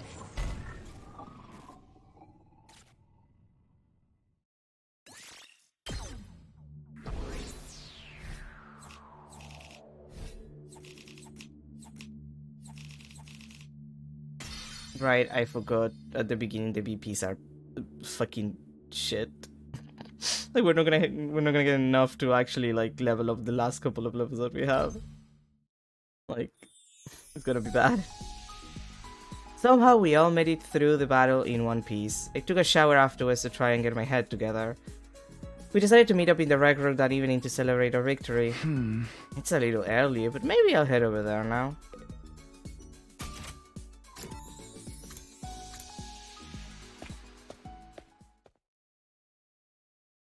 Only 3 other people were in the rec room when I got there. Hiriko, Siray, and Nigo. They were deep in conversation, but they stopped abruptly the moment I came into the room. Oh, hey there, you there, Sumino. Okay, kind of early, aren't you? Quite so. Nobody else is here yet. They couldn't have handled that less smoothly. I could see them sweating all over.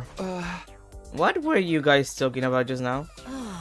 Just some light small talk. Yeah, you know, discussing our latest golf scores. Sharing tips for the best way to carve a totem pole. Before I could press them, the others arrived and the mood was suddenly a lot more lively. Oh, Takumi, Hiriko, you're here already. Siray and Nigo too. I've been thinking about this for a while, but Siray and Nigo are pretty cute, aren't they? Yeah, they look like big old fennel bulbs. I could just eat them up. Fennel bulbs are cute. Not cute exactly, but still pretty fennel-tastic. Everyone's laughter echoed through the room. The conversation hadn't been completely derailed, but it didn't look like I'd be able to get back to it anytime soon. I stayed quiet and looked over at Hiruko. She was watching everything with a strangely sorrowful look on her face. That's no good. From there, the little party got started. Everyone seemed to have a good time. Although for me, I was just trying not to get caught up on all the doubts and questions running through my mind. I still got a general idea of what everyone was talking about though. Who'd kill the most enemies in the battle, who'd pull off cool moves and when, stuff like that. Basically complimenting each other on a job well done, as one does. I wish I could get in the mood and join in with them, but I just couldn't. My head was still filled with that uncomfortable, fuzzy feeling, smothering any words of joy or celebration I may have had. At least time wasn't dragging, and before I knew it, it was getting late. Man, that battle was really something. Yes, indeed. I can't stress enough just how inspiring you all were. Now I know you're all enjoying yourself. But we think you should call it a night here. I actually forced it. Wasn't the banquet anyway. Just what have you been drinking, Kiyoshika? Something carbonated, probably. What? Then why? Fizzy drinks affect her like alcohol for some reason. How did you know that? Well, anyhow, you should all get some rest. You've got a big day tomorrow. A big day? What's happening tomorrow? Oh, didn't we tell you? You'll have to fight another defensive battle tomorrow, you see.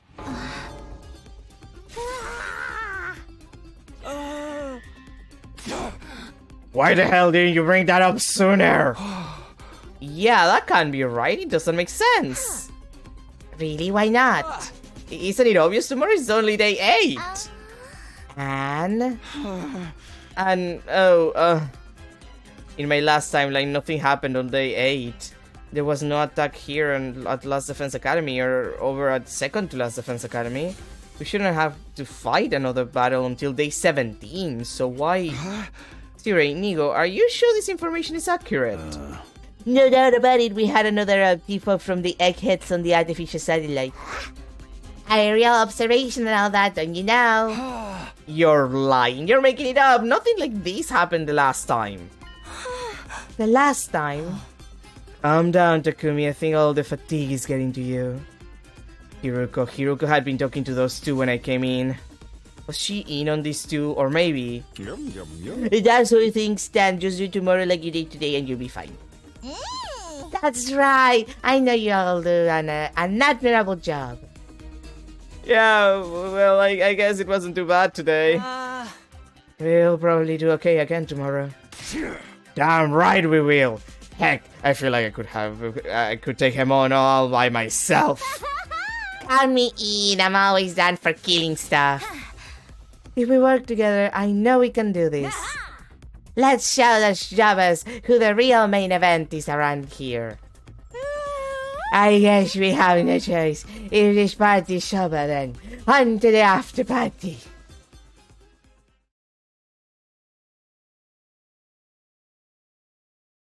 I had barely closed the door to my room when he appeared. Hi, Dad. I mean, Shion. I mean, Dad. No after party after all? Huh? You were there while all that was going on. I can send this body pretty much anywhere inside the school. You could have shown yourself then. The others should be able to see you now. Kind of like how they could understand Murderum in the battle today. Yes, that's because of you coming back in time and your Cryptogoblin resonating with us. And it turns out that's affected the enemy as well. Murderum was stronger than the first time you fought him, wasn't he? His Cryptogoblin has resonated and powered up too. And that one change has led to another change. Let me give you an example. Let's say Rocket A takes off at point S, travels 60 miles through space and arrives at point P. After that, Rocket B also takes off from point S, but its angle of trajectory is 1 degree different. After traveling 60 miles, how far from point P do you think Rocket B would be? 1.05 miles. Just 1 degree results in a mile-long difference. In other words, even the smallest deviations can lead to big changes in how things turn out. Like with the enemy attack coming tomorrow. Yes, for one, the commanders are stronger now, so they're able to mount attacks sooner than in your timeline. And that person in the hood appearance must be another one of those changes. Hoodie, as you end up calling them. I don't know who they are or why they're here either. But I don't think they're here to help us, I'm sure of that much. And their presence is proof that history has begun to change significantly. Your knowledge of the future might not be as useful as you think anymore. That's okay, I came back because I wanted to change history after all. Then why don't you tell the others about it? Do you want things to change or not? Well, how can I put this? It's like your example. I want to keep the difference in Rocket's B trajectory as close to zero as possible. It's never going to be exactly the same, and there's sure to be some unexpected changes along the way. But whenever I can, I want to stay in control and keep us on an even keel. Will you help me with that? Will you keep the time travel stuff a secret from the others? It's a moot point. I'll probably never talk to them anyway. Why not? I'm not like you. With your 100 days worth of experience, I don't really know any of them yet. I guess there's something in that. I know we can't rush things, but I would like you to get along with them. Oh, why is that? Because one of my goals here is to change your future as well. My future. The version of you in my last timeline told me... Next time, I want to befriend all of you. I want to argue with you and fight with you.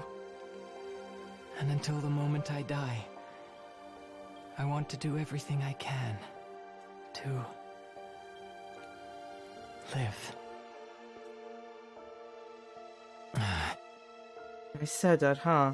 Is that the right choice, though? Huh? If I befriend all of you, it will make things harder for you later. My happiness and yours can't exist at the same time. Come on, don't say that! I should be going. Even appearing like this uses up energy. Sirius told me not to waste my strength on anything that isn't important. And our conversations not important? That question finally got a smile out of him. They are to me. I wouldn't trade them for the world. Still gently smiling, the ghost boy disappeared. Okay, bye. Even after he'd gone, his flames remained a little longer, faintly shimmering in the dark before fading away.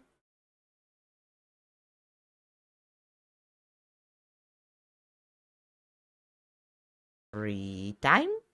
Free time today? Can we have free time today? Up and Atom Troops! Time to rise and shine! Get ready for your 8th day of active service here at Last Defense Academy. Prepare to spend another day enduring the unendurable and suffering the insufferable to pave the way for humanity's future greatness. Be ready to give your lives to protect our beloved school from the vile and barbaric enemy.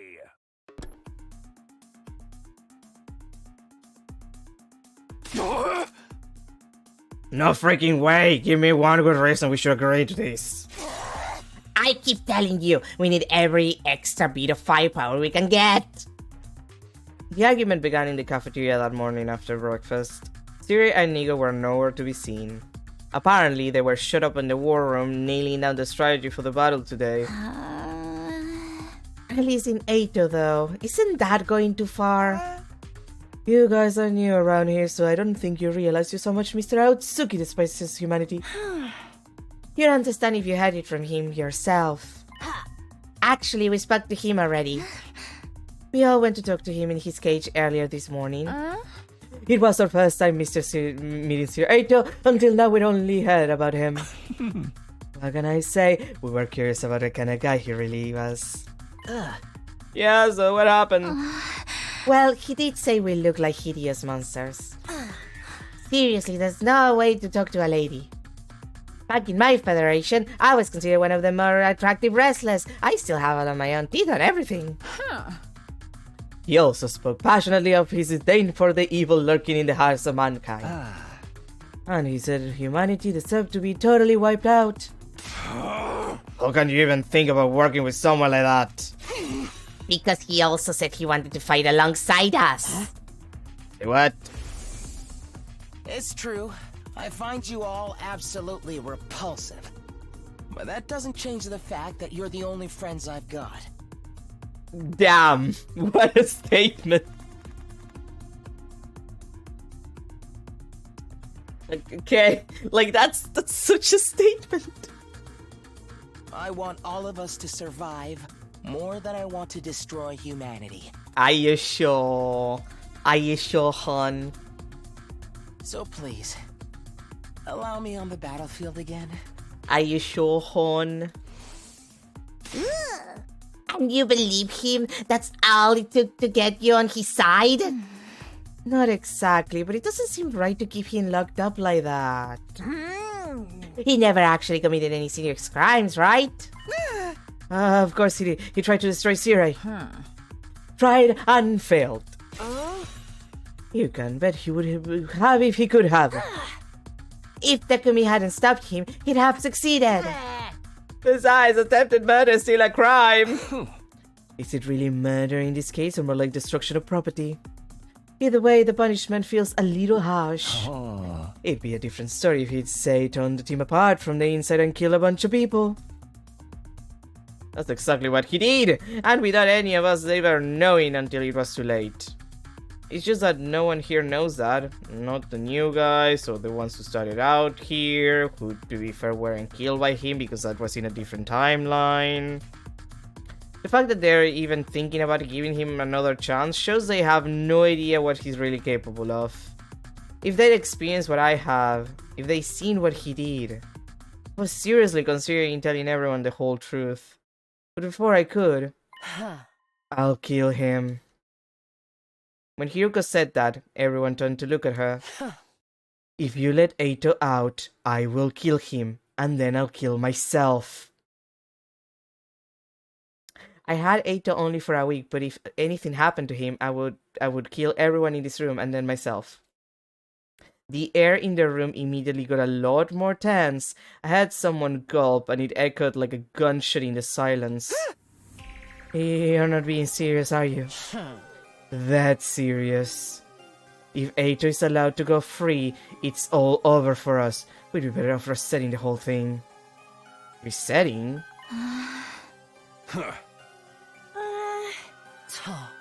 My point is, we won't get anything by freeing Eito. Quite the contrary, we'll actually lose at least one member of the team. Because you'll kill yourself if we let him out. No one dared to say anything. Hiruko was exuding an ice-cold pressure that cowed us into silence.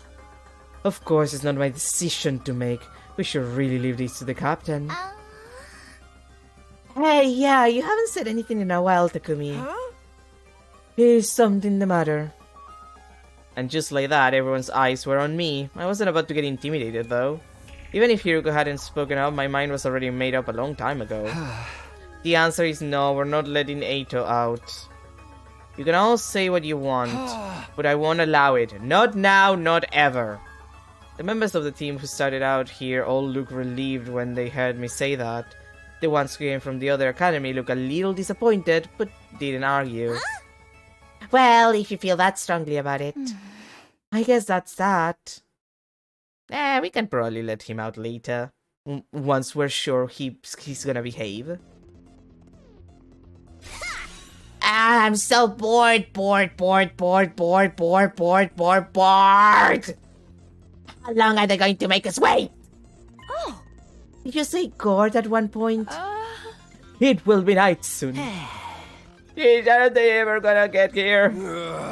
For real, I'm starting to get sleepy. Don't be so harsh, guys. I'm sure the enemy has a good reason for taking so long.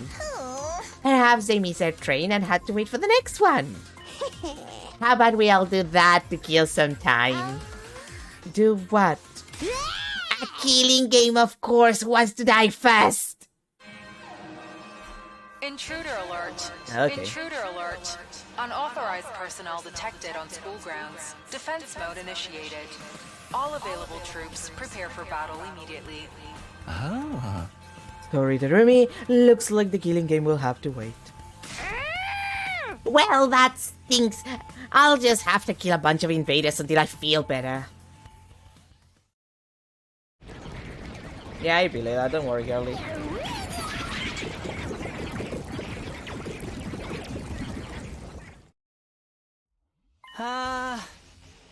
So, Siri, what do we do? Weren't you and Nigo supposed to be nailing that strategy all this time? Oh, sure, we did. No, right. Nail it good. Yes, indeed. We could have started a carpentry business with the amount of nailing we did. Great. What is it? Yeah, what's the plan? It's, what else could it be? To let Sumino here figure it out. That's your big strategy. Our school likes to encourage independent thinking and student autonomy. You got to learn things for yourself sometimes. The best teacher is first-hand experience, after all. You just didn't think of anything yourself, did you? My dear boy, we thought of plenty. Yeah, we even had a plan that involved stealing the Supreme Commander's panties. You three, this is no time to stand around running your mouths. She's quite right. Hey, get it together, Sumino. I sighed. It was no use arguing with them now. Is everybody ready? Yeah! Then let's do this. Special Defense Unit, move out! Like the Autobots. God. I know that there's a Veshna's route, so I wonder if you do get to steal her panties in that route. It feels silly to reference that idea and then not make use of it in the routes where that might be possible. Just saying.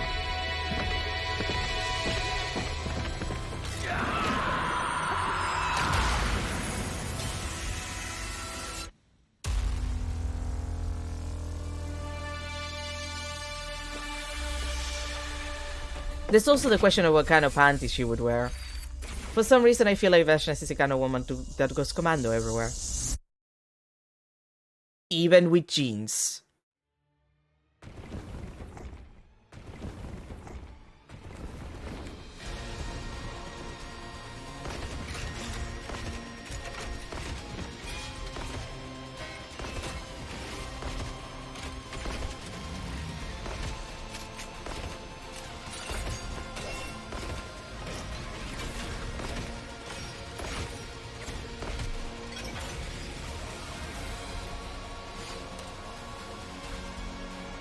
Yeah, okay.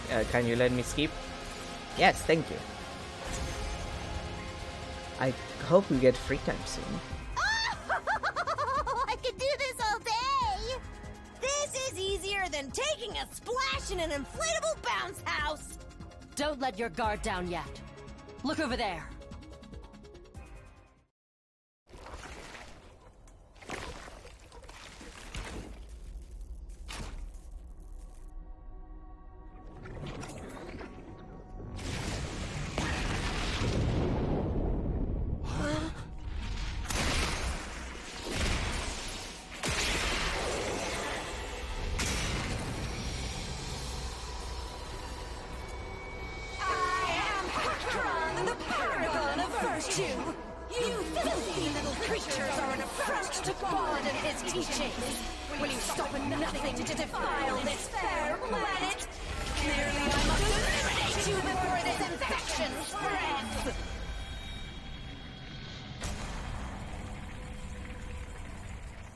I wish this. It's Hoodie! They're back again. Ignore them! We got invaders to kill. Focus on the commander. On Pakron. We can deal with the other one later. 2 arms!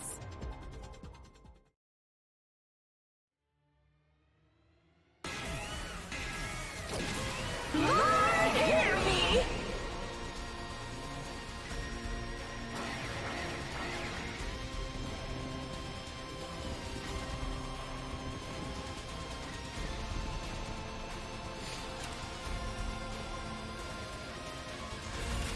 Okay, but like, I win.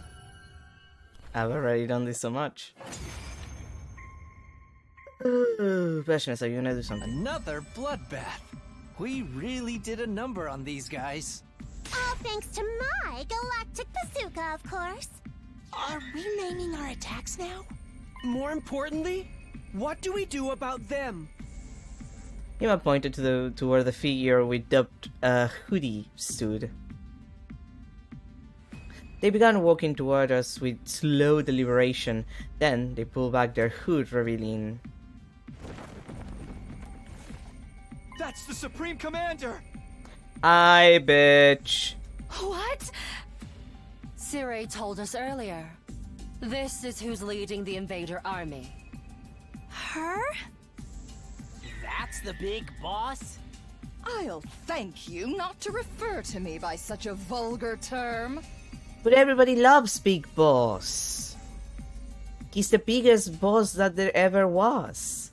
And he replaced the other boss, the other boss who was not the big boss.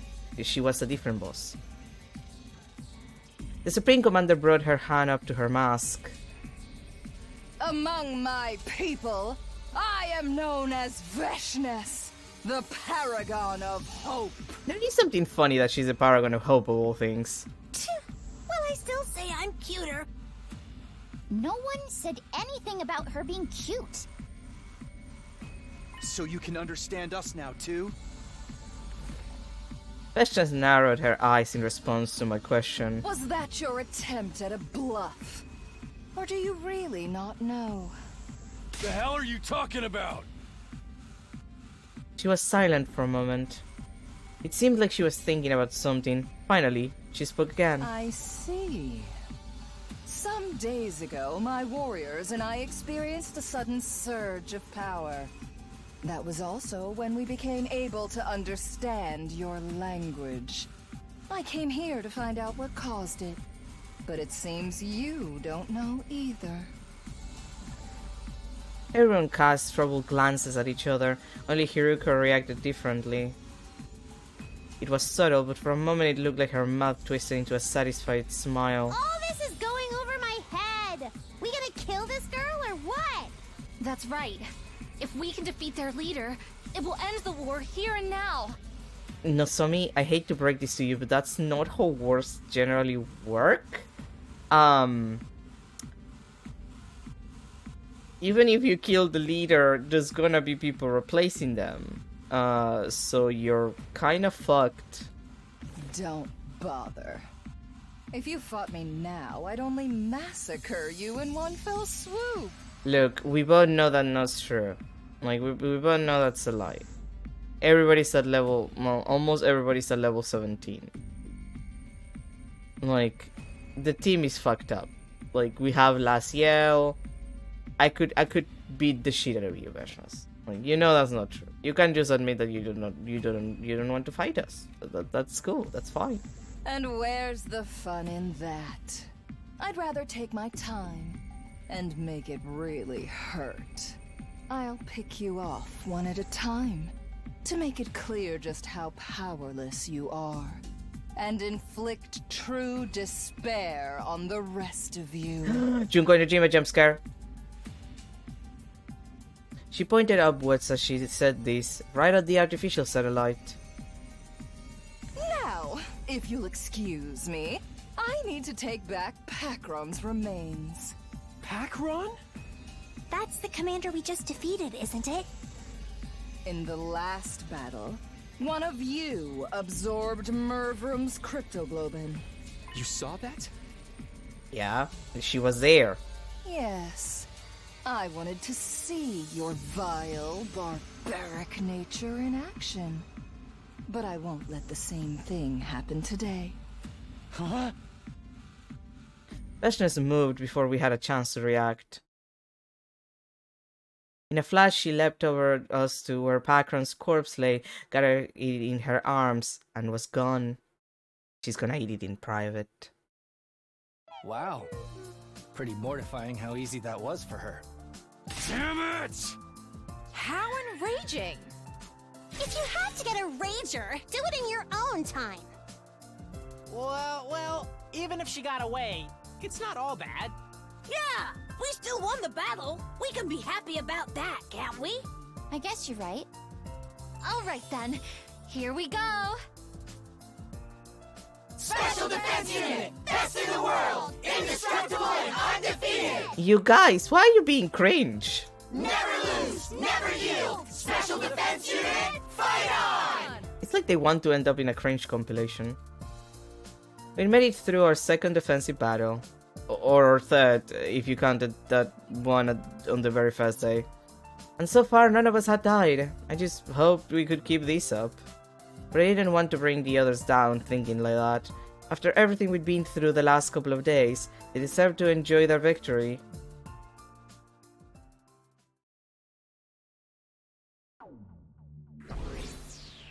Okay, game. I need you to give me free time. I need the free time game. Hey! Nice work, everybody! Another spectacular victory. Keep this up and you'll have the war won in no time. And the victory party?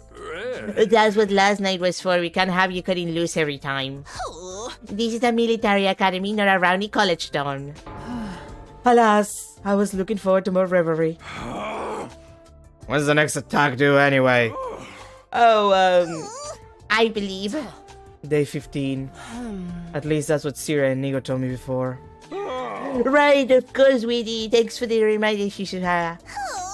Yes, sir. We just see my report from the Artificial Satellite to that effect. I was surprised, but I didn't panic. I was past that now. There was no attack on day 15 the last time around. The same went for today on day 8. At least it gave us some time to rest. From day 8 to day 15, that's round it up to the nearest 10, carry the 1, 6 days from now. It's 7 days. 15 minus 8, what's so hard about that? He's so stupid. That means after today, we got 6 whole days to take it easy. You guys want to tie a rope walk across seal grinders and take bets on who falls first while we wait? Sorry to break it to you, but you won't have time for any of that. We'll need to all start training in preparations for the next battle. Oh, for the love of murder. Guess we should have seen that coming.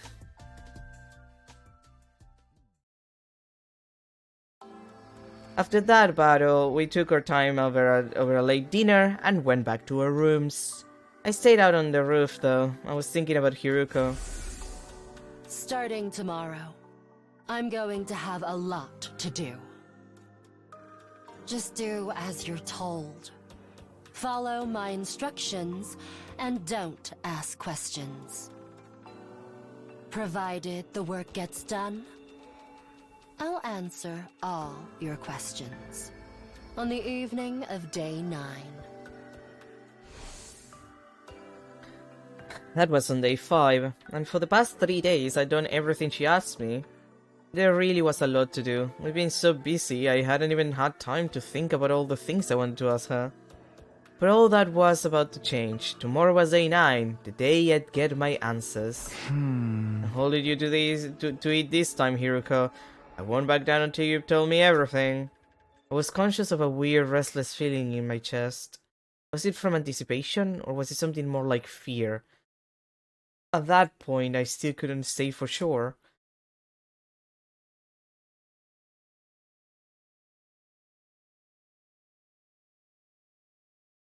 Okay, can I have, like, free time, please? I need, like, one free time. Up and out of troops! Time to rise and shine! Get ready for your 9th day of active service here at Last Defense Academy. Prepare to spend another day enduring the unendurable and suffering the insufferable to pave the way for humanity's future greatness. Be ready to give your lives to protect our beloved school from the vile and barbaric enemy.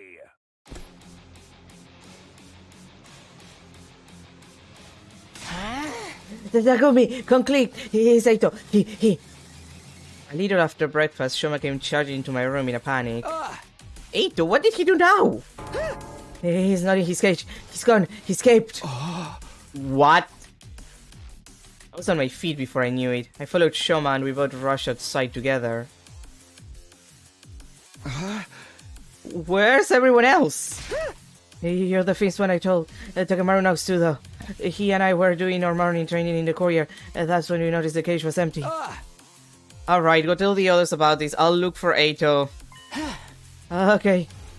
Shoma nodded and hurried away. Eito escaped, but how? Time to stop and think about it. I have to find him before he causes any trouble.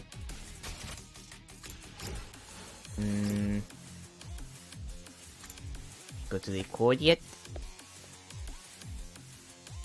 Shoma was right, the cages are completely empty. There's no one here.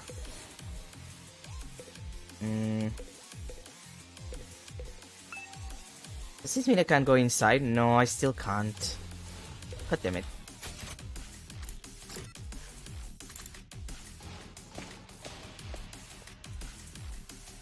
What fire extinguishers are still here? That means Eito can have gone outside the wall. He's still here on school grounds somewhere. I just have to find him.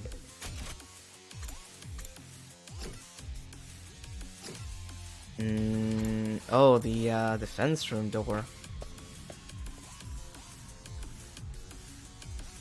The wall of fire is still blocking the defense room. It doesn't look like Eito's been here. Wait, then where else?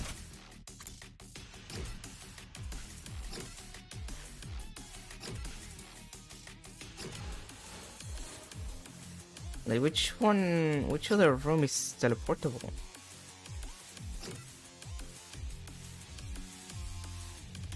No, I checked that. Like, do I have to just go through the hallways? Really?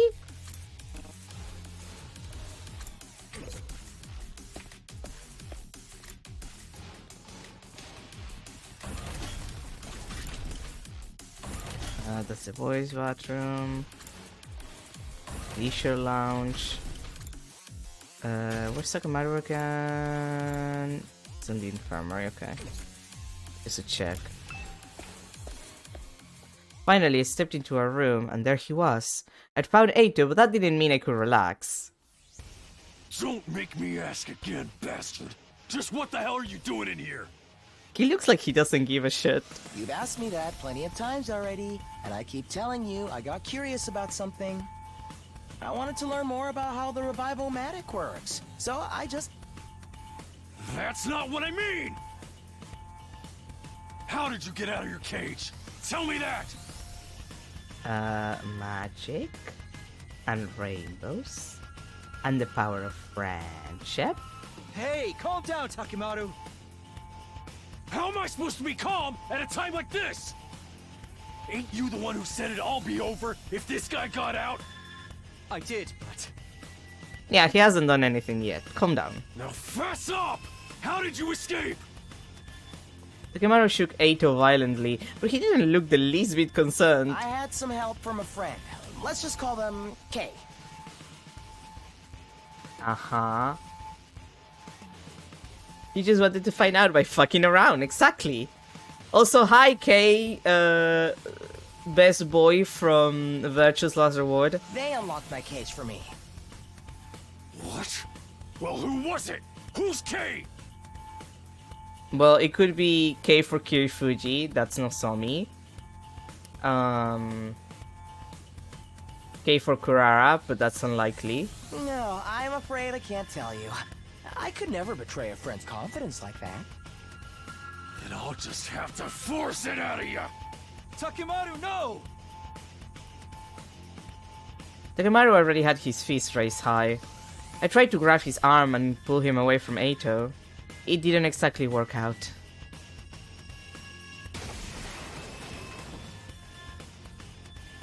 A jolt of pain shot up my spine. I'd been knocked back so hard and so fast my guts were still doing somersaults even after I came to a stop. For a moment, I had no idea what was happening. The next thing I knew, I was on the floor. Takemaru must have sent me flying, and I crashed against whatever was directly behind me, which just so happened to be the Revive-O-Matic. Sorry, man. Guess I overdid it a little. Are you alright, Takumi? Yeah, I think so! Fighting through the pain, I got to my feet. Then I turned around to look at the machine.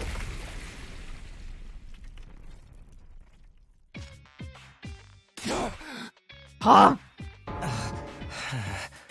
Oh. It's broken? An ominous plume of black smoke was rising from the wreckage of the Revive-O-Matic. I had a feeling things were about to get a whole lot worse. This is bad, right? That's one way of putting it. It wasn't long before everyone else heard the noise and came running. Just what the hell do you guys doing here? The Revive-O-Matic. It's oh dear, oh dear, oh dear, oh dear, oh dear, oh dear. Eito, you did this, didn't you? Eito just sighed and shook his head in exasperation. Perhaps you'd care to explain what happened, Takumi. I reluctantly gave everyone a quick summary of the events that led to our current predicament. So basically, Takemaru did it. It wasn't on purpose. Takumi grabbed my arm and I just lost control. Whoever is to blame, this is a catastrophe nonetheless. Yeah, we can't use the Revive-O-Matic anymore. Any of us die on battle. Then we stay dead. There's no coming back anymore.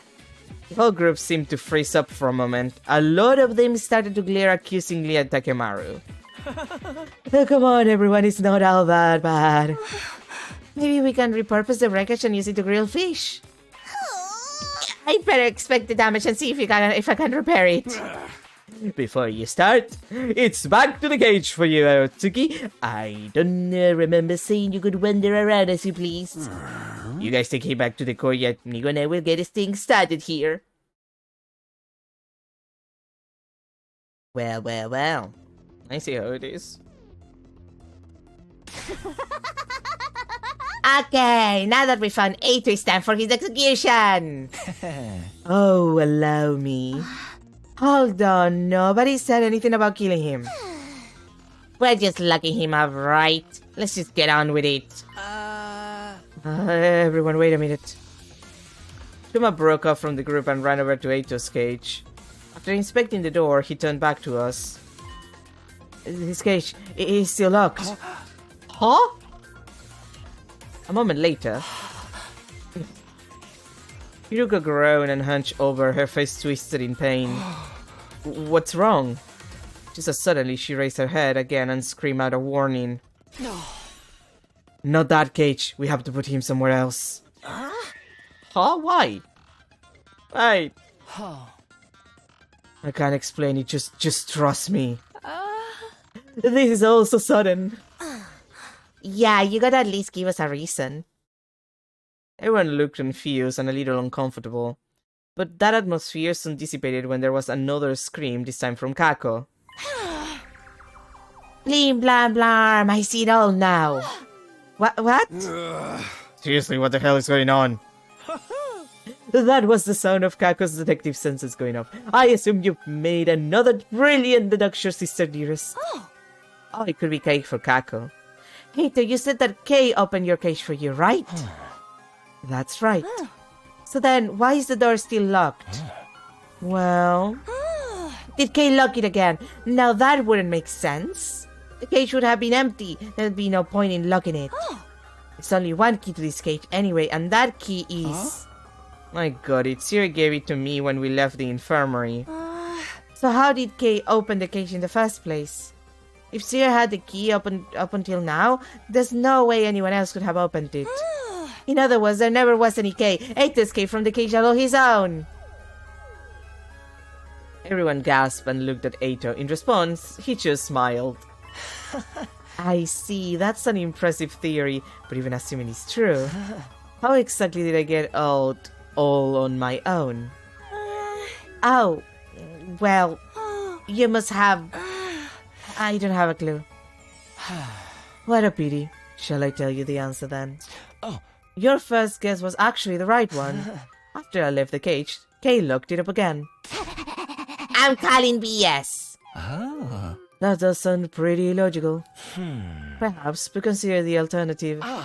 What's the logical about the idea of me breaking out on my own without even damaging the cage? Okay, then tell us who case. I've already told you I can't. How about we torture it out of him? Oh, sounds fun. There's no point in doing that. If my dear sister's theory is correct, there is no case, so obviously we can't tell who he can tell us who they are. All right. Party pooper. Either way, we should assume Kaku is right. In that case, we'll have to find somewhere else to lock Eito up. He can't just break out of these cages on his own. Anything could happen. Where are we going to put him then? Oh, I have an idea. Uh-huh.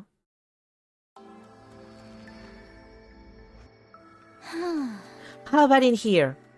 There's a lock on the door and no window, so he won't be able to escape. And it's a room we never use ourselves. It suits me fine. It's bigger than my last place and there's even a bed. I just hope the rent isn't too steep. Yeah, laugh it up. And so we decided to hold Eito in the room with no name. It's got these weird capsule-like machines. I guess we'll call it the capsule room for now. Leaving our prisoner inside, the rest of us stepped out of the capsule room. I'd got the key from Sirei when we told him our plan. I made sure the door was locked up tight. Once I was satisfied there was no way Eito could get it open, we all left. There was no point in hanging around there anymore. Oh, Eito.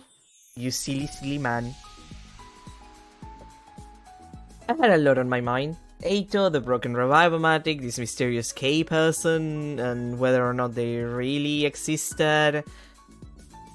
And Day 100 was still a long way off. I'd have to strengthen my bonds with the others if we were going to become a real team before then. Ryuko said she'd tell me everything today. Tonight, actually. That means I still have some time to kill. Free time? Maybe I'll go hang out with someone for a while. Time! Yay! I'm gonna go get myself some coffee. I should have done that like 20 minutes ago, so I'll be right back.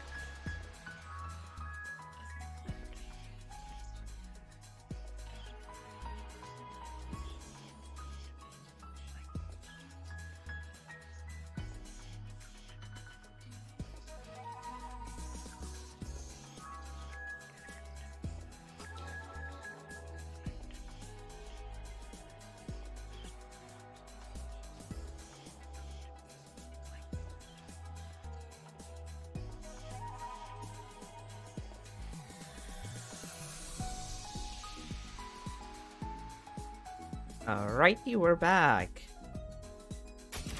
First, we must upgrade. There are upgrades waiting for us. I think... Did I actually... Yeah, no. We have enough for a couple of upgrades, I'm sure.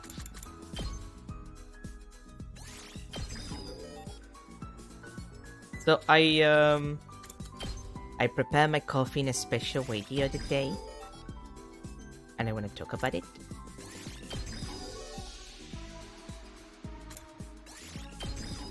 So like, here's a recipe. You kind of have to do this on a French press. It's not gonna work otherwise.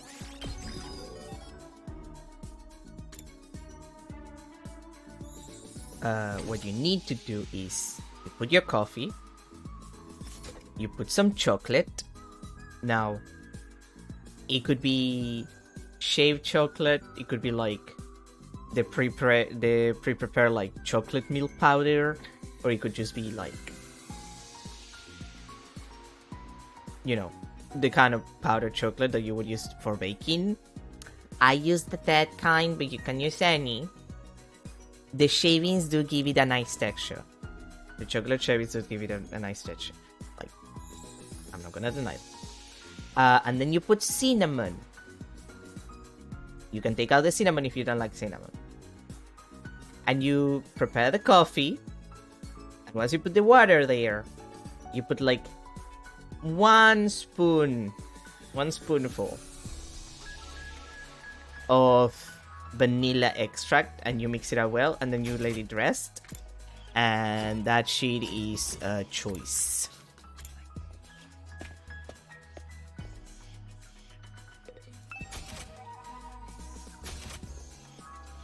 Anyway, who's gonna get gifts? Well, Shoma needs some. You need it. You don't. You probably should, and you. Although, I need to work on you.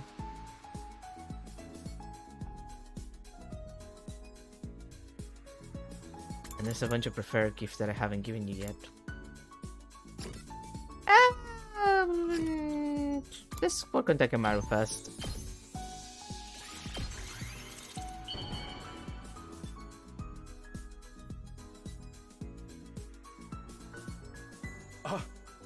Are you sure I can have this? Hell, you just turned me into mush!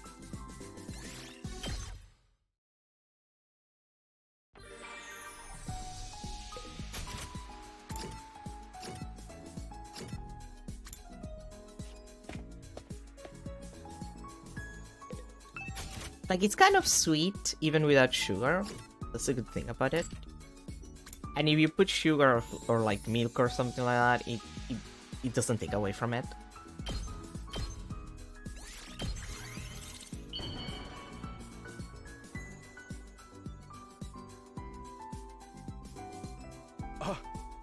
Are you sure I can have this? Hell, you just turned me into mush! Yay! Pandak! Hey, so after the war's over, wanna come hang out at my place sometime? I mean, it's just a rundown shack, but I guarantee you won't find better food out there than what my mom makes. People are always visiting her bar for the food, so there's gotta be something about it, right? And she doesn't have the best temper in the world, but she did raise me single-handed. I think she'd be relieved to see that I've got myself a friend like you, Takumi. One warning, though. She looks really young for her age. People always think she's my sister or something. Don't you dare hit on her. You getting me? Let's not make this weird. Too late. I will now proceed to flirt with your mother. Before I knew it, the sun was sinking beneath the western horizon. The night of day 9. This is when Hiruka promised to answer all my questions. Including why and how and fucking magnets, how do they work? I'd better go find her. I didn't have to look for very long. I happened to glance around the roof and spotted someone sitting on the other side of the fence. It was Hiruko. What's she doing over there? I hopped over the fence and sat down next to her. Huh? This was something I hadn't expected. Hiruko looked different. It was her eyes. They were usually so sharp and cold, never betraying the slightest hint of weakness. But now they were filled with tears, big wet tears that ran all the way down her face. I didn't understand. Why the sudden change? What was going on? This was so far removed from what I'd come to expect from her, my brain just couldn't process it. Takumi, you need to understand that Hiruko is like the biggest fake don't give a fucker person in the world. I felt like I should say something, but I couldn't find the words. What do I do? What do I say? What can I say? The normal thing to do in this situation would be to say something comforting, something considerate. But in my confused state of mind, all I could come out with was something totally meaningless. Are you crying? Hiruko, you have my permission to throw Takumi out of the roof. Hiruko took off her glasses and wiped her tears. She took several deep breaths before answering. No, I'm not. You definitely are, though. I think the words you meant to say were you definitely were, though. Did something happen? Takumi, everything happened so much. Something? Like, you know, something sad or painful or... No, not really. So then, why are you... Why do you have to be so dense? I told you, I'm not crying. And if I was, it would be incredibly insensitive of you to keep pestering me about it. Basically, Takumi, what she's saying is, stop asking or I'm gonna throw you out of this roof. Even middle school kids have enough delicacy not to walk up to a crying person and ask, "Are you crying?" She has a point about that. She had me there. I didn't want to say anything that might make these worse, so I just climbed up. Did you hear about the Revivomatic? No.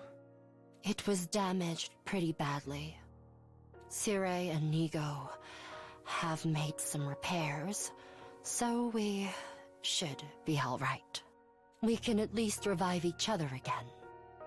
But it's not completely fixed yet. They said one part of it is still badly damaged. Huh. Hiruko's eyes were still fixed on the scenery that stretched out in front of us. She didn't look away when she spoke again. The way they light up the night like this... they're really quite beautiful. The undying flames? Yes. The same flames that will raise this world to the ground in another 90 days. A wall of fire flickered in the distance, as if it were already burning away the night sky. The way the flames moved, you could imagine they were dancing with joy, or writhing in agony. What are you doing here, anyway? Do you really have to ask? She avoided my gaze and turned back to the horizon. A cool breeze blew, ruffling her hair. It's the night of day 9. You promised to tell me everything if I made it this far. I've done everything you asked. Followed all your instructions without question. I think you mean minimal question, but fair. So now it's your turn. It's time for you to keep your promise. There was a long silence while I waited for a reply. Every time the wind blew through Hiruko's hair, it released a gentle sweet aroma into the air. It was calming, comforting. I'd smelled it somewhere before recently, but I couldn't quite place it. Was this scent lavender? As I started to recognize it, Hiruko spoke up again. No. It's not over yet. Why not?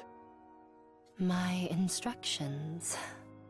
I have one last order for you to carry out. What is it? Even now, she still wouldn't look at me, which made her request, little more than a whisper, even more surprising. Kiss me. No! Like, no? Like, no. Like... Look, Hiroko, I don't dislike it, but it's... No, after... No. We're at day 9. Yeah, no. Yeah, no, it's... Huh? Yeah, no, it's not gonna happen, hon. Not for the first time that evening, I found myself at a complete loss for words. Was she serious? Was it a joke? I really couldn't tell. No, it had to be a joke. There's no way Hiroko would... Or maybe it was a trick. Maybe this was her plan all along. By giving me an impossible order like this, she would weasel out of ordeal right at the end. You failed to uphold your end by refusing to carry out my orders. I don't have to tell you a thing. I could imagine her using that excuse to call the whole thing off. This girl was an evil genius! Although, what if it wasn't a joke or a trick? My palms were sweating, my throat was dry. Mom's spaghetti. I needed to decide how to deal with this and fast. I couldn't just stand there like a statue all night. I don't understand. How did it come to this? What am I supposed to do? There's no time to think about it. I just have to make a choice. What do I do here? Wait, am I gonna have to make a choice, actually? Oh my god, this is an actual choice. Jesus Christ. Oh boy. Oh boy. Oh boy.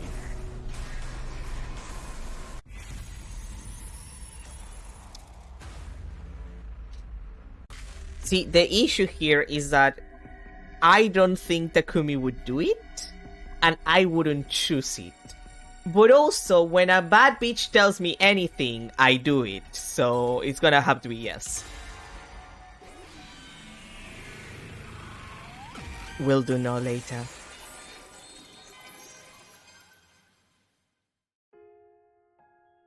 Shameful is the man who spurns a woman's invitation. That's just your excuse. Well, not exactly.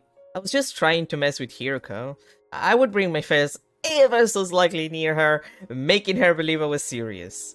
Then when she panicked, I'll tell her it was all just a joke. This is not gonna fail in the slightest. That was the plan anyway. But this is why you should stick to what you know. Because before I could even lean in closer to Hiroko, it was like she sensed something was up. You idiot! What's the matter with you? You're the one who asked. Hey! Oh. Who's the real idiot here? Takumi!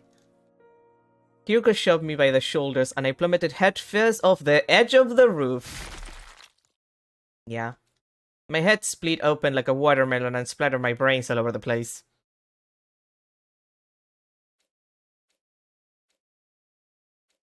I had a dream. A dream about kissing. Not with Hiroko. Not with Karuya or even with Nozomi.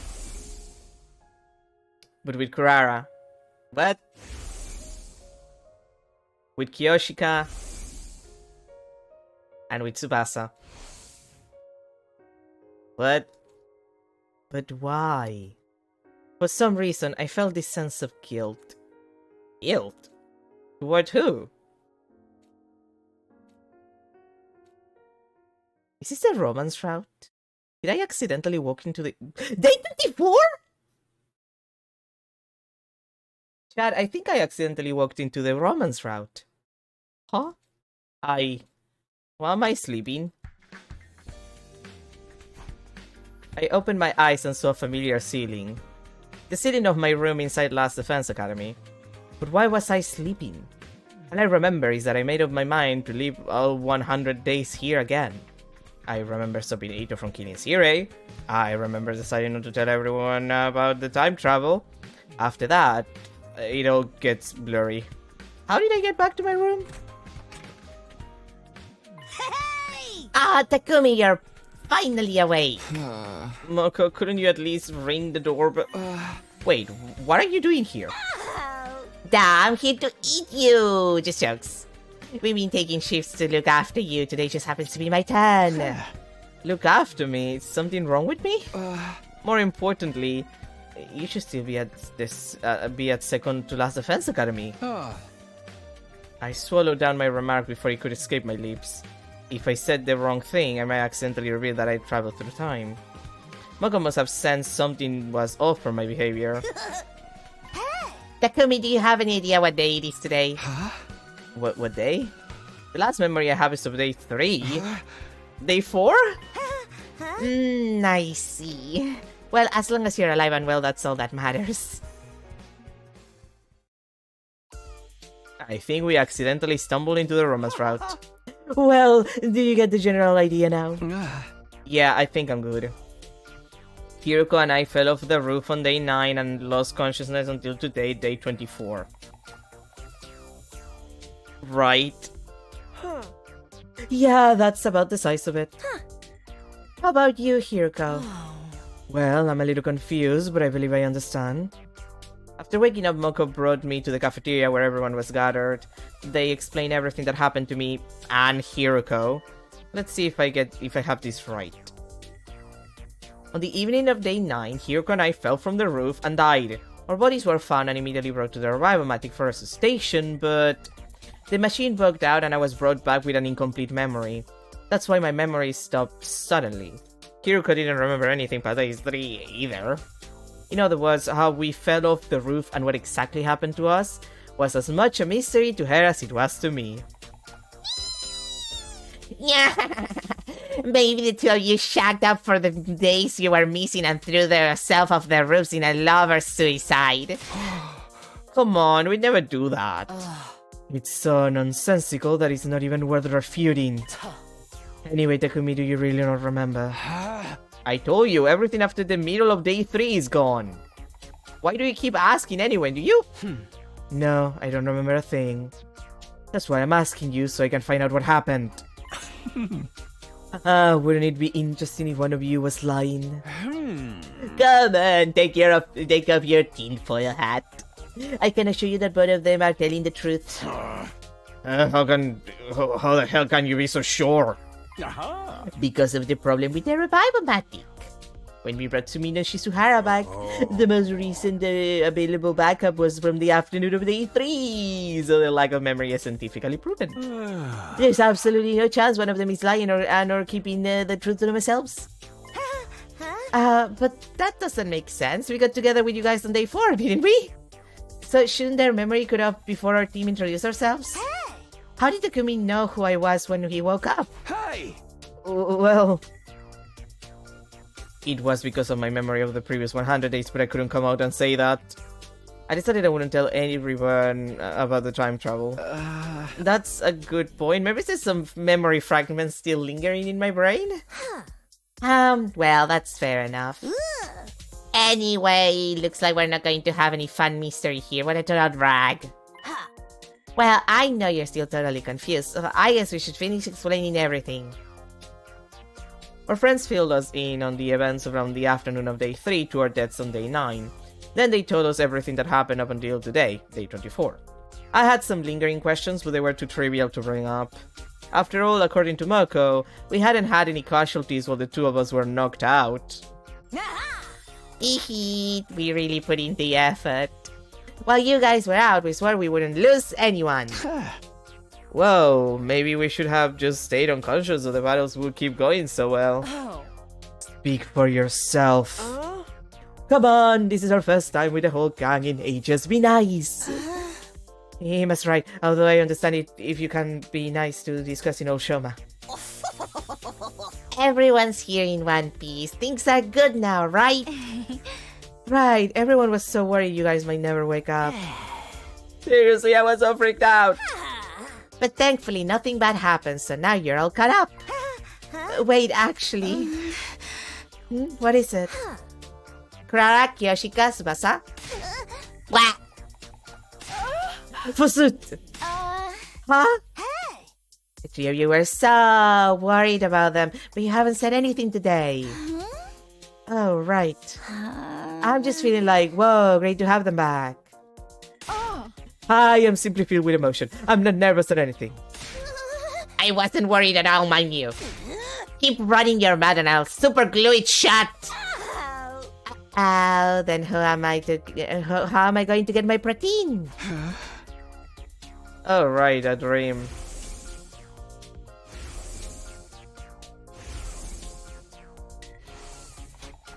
What was that all about anyway? Don't worry about it. It involved the three girls Moko just called out for being especially concerned about us.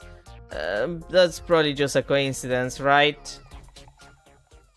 I can't believe I accidentally walked into the romance route. I did not mean to walk into the romance route. Up and Atom troops, time to rise and shine! Get ready for your 25th day of active service here at Last Defense Academy! Prepare to spend another day enduring the unendurable and suffering the insufferable to pave the way for humanity's future greatness. Be ready to give your lives to protect our beloved school from the vile and barbaric enemy! Yay! Day 25 is upon us, huh? It doesn't actually feel like day 25. Every time I wake up with gaps in my memory, I wonder what I'll have gained this time, and what I'll have lost in return. Well, there's nothing I can do to bring them back, so I guess there's no sense in dwelling on it. All I can do now is live out the rest of my time here without any regrets. I tried to convince myself with positive thoughts as I headed for the cafeteria, when I suddenly heard a voice. How many times do I have to tell you? Stop, no ifs or buts, that's the final word. How many times must I tell you? You have no right to say that to me, Lady Kurara. Hey, you two, calm down. This concerns you too, you know? You're just going to stand around and pretend this has nothing to do with you? I'm not pretending anything. Are they fighting? And hey, aren't these three the very same people who, whatever, I just need to stop this.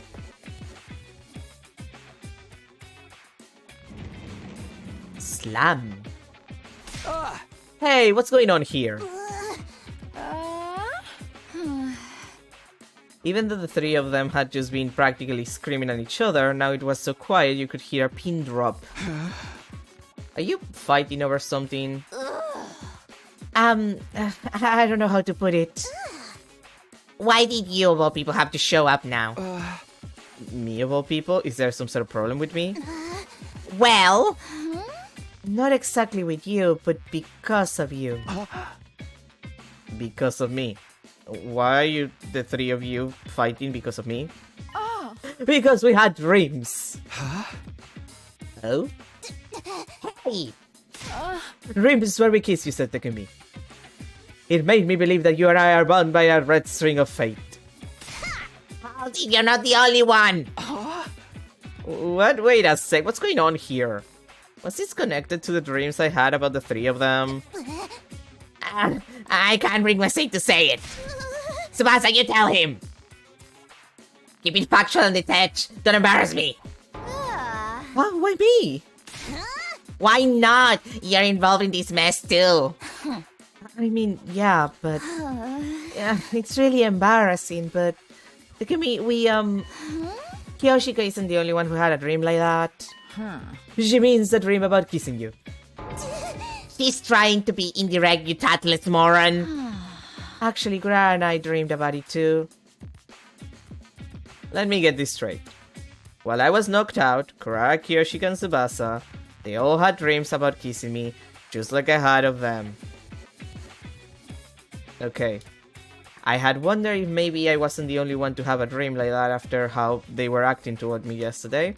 The three of them must have suspected something was going on, so they arranged this meeting. As a result, they found out they all had the same dream, but that wasn't the end of it. Kyoshiko claimed she was destined to be with me. Kurara was not amused, so this kicked off a squabble. Tsubasa tried to intervene, but she had the same dream, so she got tangled up in the argument too. And that, in short, is how we got here. I see. Yes, I see. I see. I swear if you say that one more time, I'm absolutely dying of embarrassment here, and that's all you have to say? Well, I've never experienced anything like this before. Any more obvious facts you want to state? Even a child could tell you never had girls so much as bat an eye at you your whole life. A child wouldn't know anything about my love life. More importantly, did you have a dream about kissing me, Sir Takumi? Then we're bound by fate. It's as simple as that. Well, do you really dream about her? What? That can't be right. You must have been dreaming about me. This is so embarrassing. I wish I could just disappear. But I guess there's nothing left to hide. Well, I had a dream about kissing all three of you. What? All three? So are we all three of us bound by fate? Is this a harem ending? Shut your harebrained moron! I bet he's truly fated to be with only one of us and the rest are red herrings. Maybe? Whatever the reason is, this is a peculiar situation. There's no chalking it up to coincidence. The dream I had must have some kind of meaning. The problem is figuring out exactly what that is. I heard everything. Moko. I'll handle this storied love affair. Oh? Handle? Normally, when it comes to love, everyone is free to make their own choices. It's no place for outsiders to butt in with their shrieks of excitement. We should live out our own loves and love the loves that we love. Is this their attempt at philosophizing? But right now, Destiny is calling us to join on her journey. If everyone just falls in love willy-nilly, our sense of unity will come crashing down. Even more so if multiple people love the same person. So I'm here to give order to this love.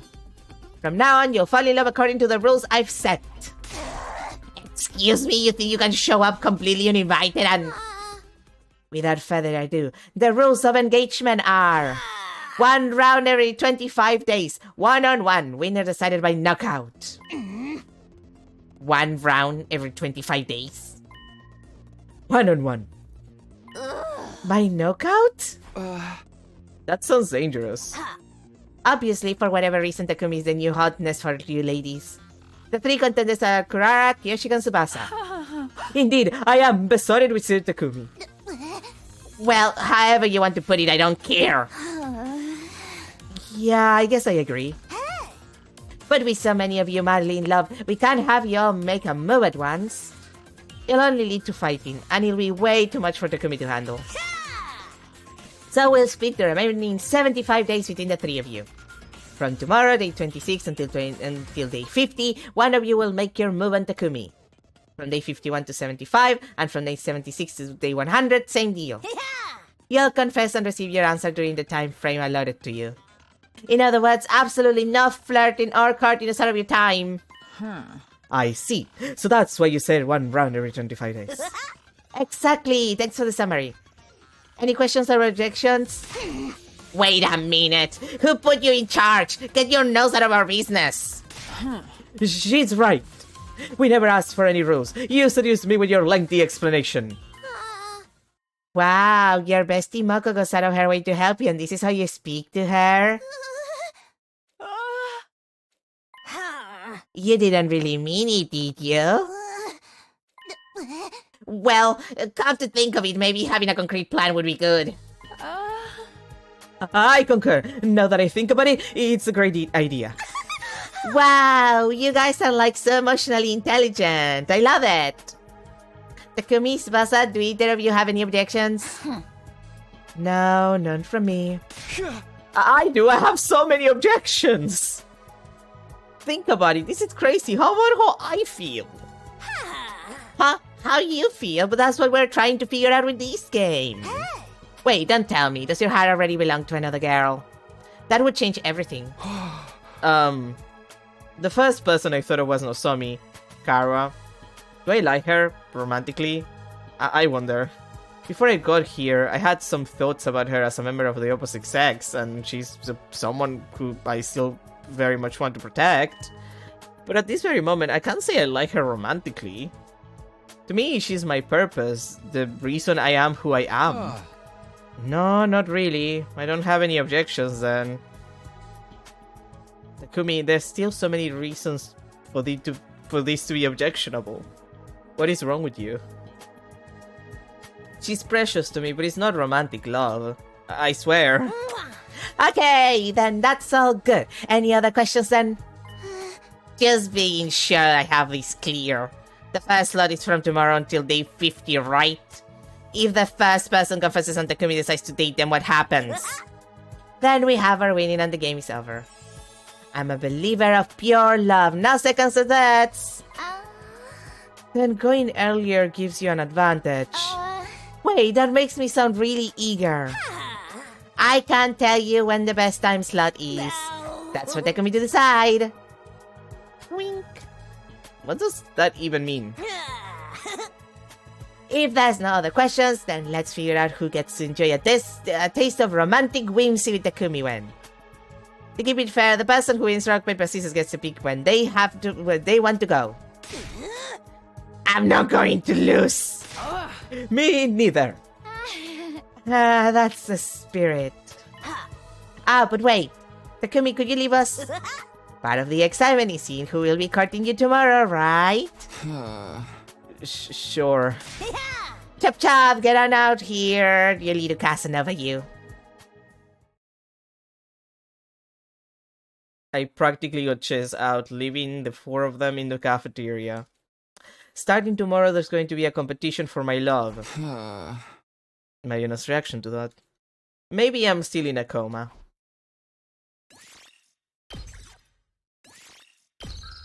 Okay, this is, the game is forcing me to save. That's never a good sign.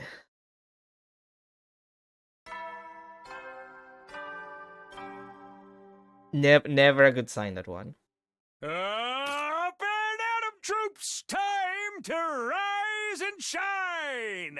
Get ready for your 26th day of active service here at last, Defense Academy. Prepare to spend another day enduring the unendurable and suffering the insufferable to pave the way for humanity's future greatness. Be ready to give your lives to protect our beloved school from the vile and barbaric enemy! You know, I don't think I should have put that cinnamon in the coffee. Either that or I put too much cinnamon, but that's definitely my mistake. Like, it's not bad, it's just too cinnamony. And I'm not a big cinnamon person. I like the the occasional cinnamon roll, but really I don't consume that much. Well, according to yesterday's discussion, starting today until day 50, I'm going to be romancing Kuraraki Yoshiko Tsubasa. Romancing. I can't even begin to imagine what that's going to be like. Speak of the devil. I nervously opened the door to see... Pardon the wait, here I am. Sure? Hey, snap out of it. You should offer a lady a cup of black tea. I don't have anything nice here. Huh? Wait, if you're here, does that mean... Yes, after you left the cafeteria yesterday, it was decided that I would be the top batter. Well, you must be thrilled. Of course. So, what do we do now? Don't you worry, I've spent some time thinking on it. Ta-da! We're going to use this to have a movie date at home. Is that a projector? Yes, I made it with the gift of magic. We can't go out on an actual date anywhere whether we are in love or not, so I think this is a great idea given the circumstances. Huh? I see. She's right, this might be as good as it gets for date ideas at this school. But do you have any movies to watch? We can't use streaming here, so... Of course I do, I came ready! Or rather, the stupid Sirei brought some movie files here with him. Why would Sirei bring these with him? He said he brought them in the event we were overcome with boredom. But apparently he decided to keep the fact to himself because it seemed like we didn't need them after all. Just a stingy little rat, that one. Well, anyway, that's how I got the files. Let's start our movie date already. From now on, each of the girls will take turns making a move on me. I was a little apprehensive about the whole idea at first, but I love movies!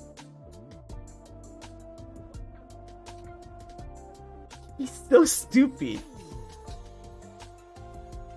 Like, this man is so, like, he's so stupid. Like, he's so, genuinely, he's so stupid. No wonder Eito takes advantage of us on the prequel route. Like, Takumi's so fucking stupid. I was so excited to have some much needed fun that I forgot all about any nervousness. I pulled down the blinds so we could use it as a screen and set up the projector in a decent spot. Okay, now we're all set. Well, what are we watching? Just wait and see. I'll get it started soon enough. Kurara pressed the play button. Her selection was what you'd call a tearjerker love story. Two high schoolers meet by chance and end up together. The two of them vowed to be together forever, but the girl was suddenly overcome with a serious illness. Without a donor, she was on death's door. The two of them tried to stay positive as they fought against desperate fate. But the two of them ended up being related by blood, so it was discovered the boy could donate the organ she needed. Oh my god, that's the no! That's like half the plot of a visual novel. Okay, what was it called? Oh god, I'm trying to remember. Like, not the part where they meet, I don't know, like, half of the plot is actually, like, from an old, like, one of the old visual novels. That is basically about this guy whose younger sister, like, I think they might be half related, actually, not even fully related. Like, his younger sister, so it's also a lolly visual novel, technically. He falls in love with her, and she has like a terminal illness, and he can either like donate one organ that she needs or not. Like, I'm trying to remember the name. Like, half of the plot is like from an actual visual novel in memory, something like I think he could donate like an organ to her, but like I think that took you to the ending where like they end up going their separate ways because he doesn't want to be part of her life now that she has like the ability to grow up and have like a life of her own, because he doesn't want to hold her back. Just when you think you'll get your bittersweet ending, your bittersweet happy ending, the girl refuses to accept him as a donor, because accepting an organ from him would mean admitting they were blood relatives. In other words, the two of them wouldn't be able to get married. That was the basic plot anyway, or, well, spoilers for the entire thing. Damn, Takumi, that affected you, huh? Wait, are you crying? I don't like movies that are designed to make you cry, but I guess it's been so long since the last time I got to enjoy a good movie. Oh, well, as long as you have fun. Kurara was unmoved. Actually, she seemed displeased. Was that not your kind of thing, Kurara? Honestly, I didn't enjoy it one bit. I would have had more fun cleaning my shower drain than watching this garbage. It wasn't that bad. Nah, I'm not even exaggerating. From start to finish, these nasty commoners were completely shameless. It was vile. Commoners? Listen, it's a known fact that humans belong to their own classes. Do you think that Kurara Sasuke, the descendant of the renowned Sasuke family, would ever be moved by a common love story of common people?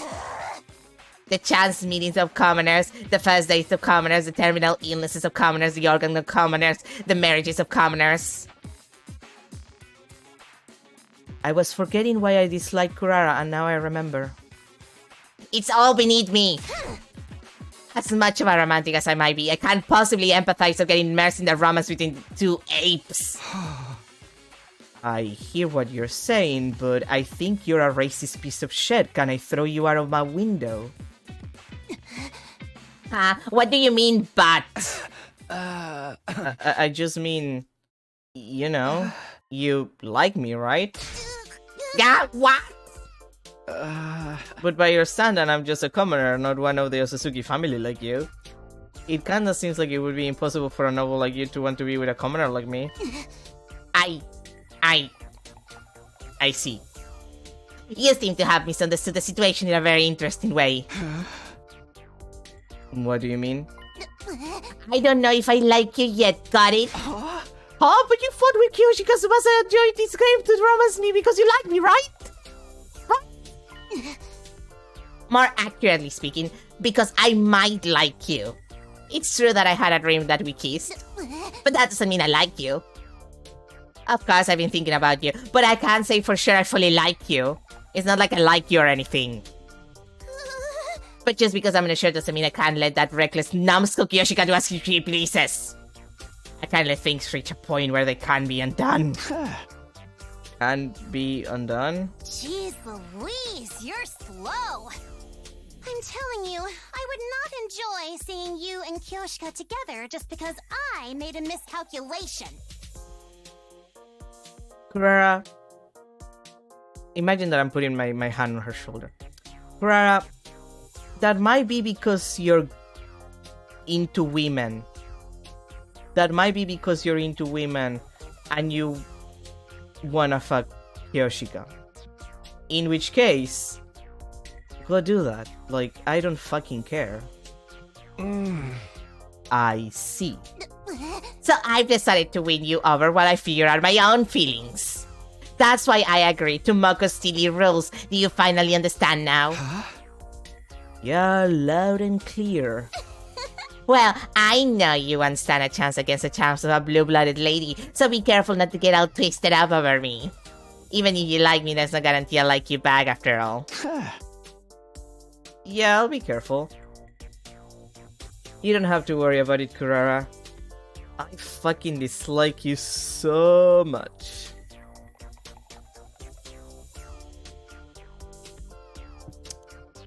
Like, I'll end up choosing you, not because I want to, but because I want to do 100% of the routes. I can promise you that much. Thankfully, it doesn't look like that's going to happen.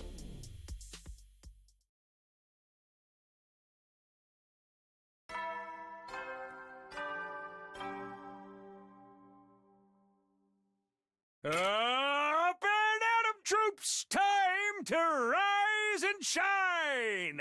Get ready for your 27th day of active service here at Last Defense Academy!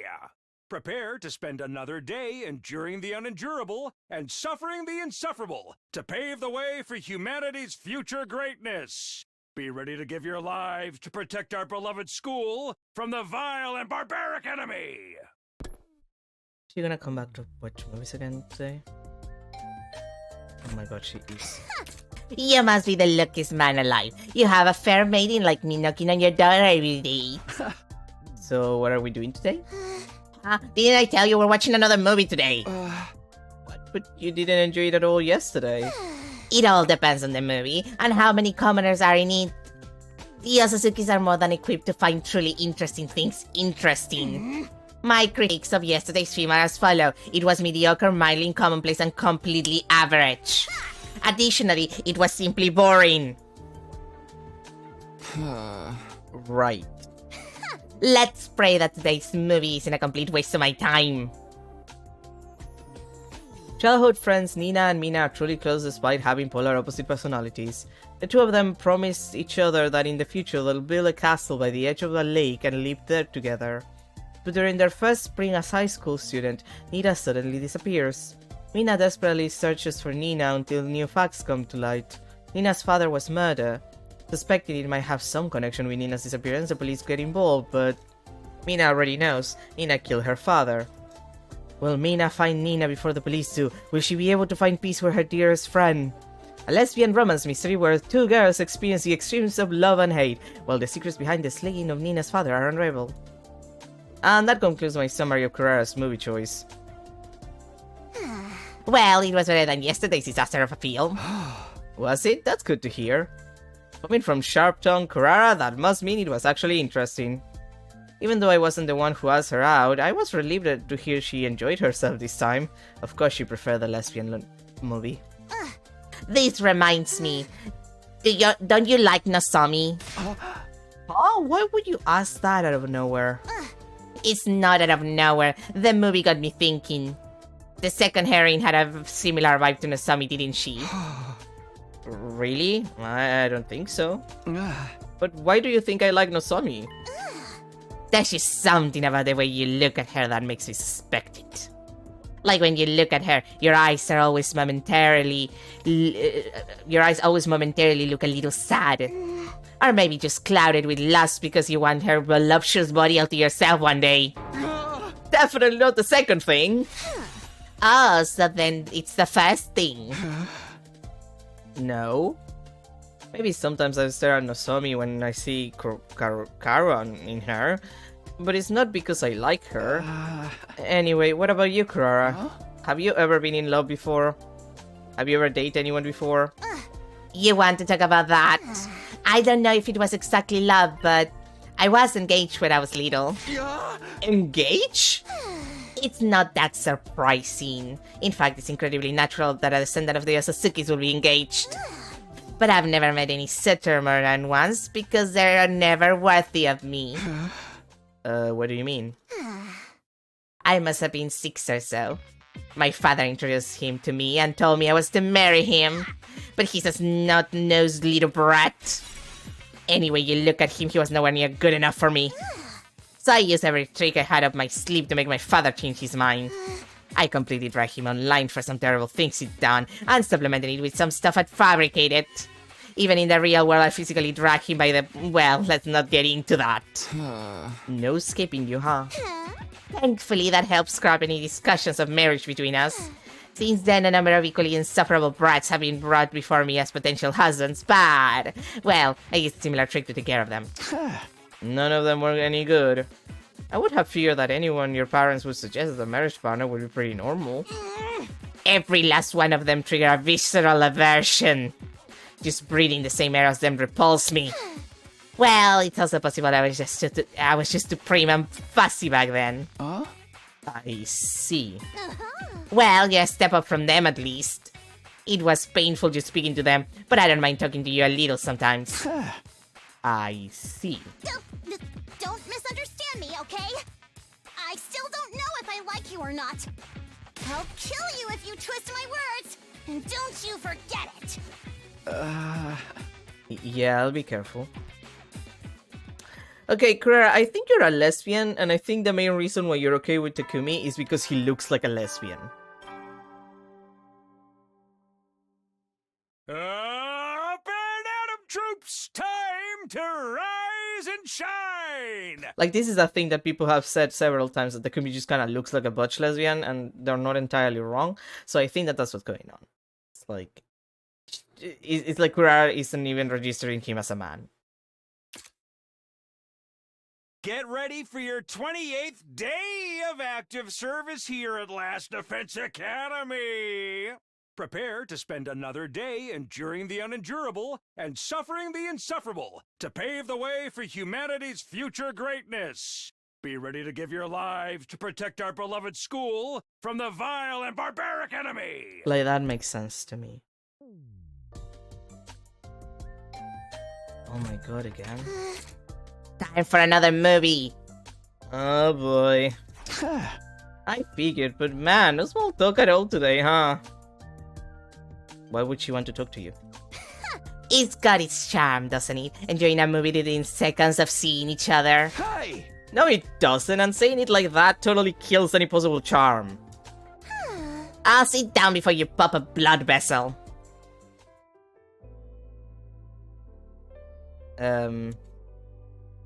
Slurp smack, okay. Are you guys watching porn? Kurara put on a spy movie this time. The protagonist, a rookie spy, goes on his first mission to secure information on a military project being developed by some company. But as the mission goes on, it's clear that the head of the organization the protagonist belongs to is colluding with the head of that company, or something like that. Honestly, it's all in one ear and out the other. Besides...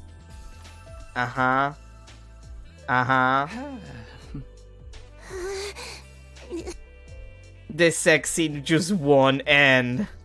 The last 2 times we watched movies together, Kurara and I never exchanged a single word, but I can't take it. It's just too awkward. Man, this is awkward.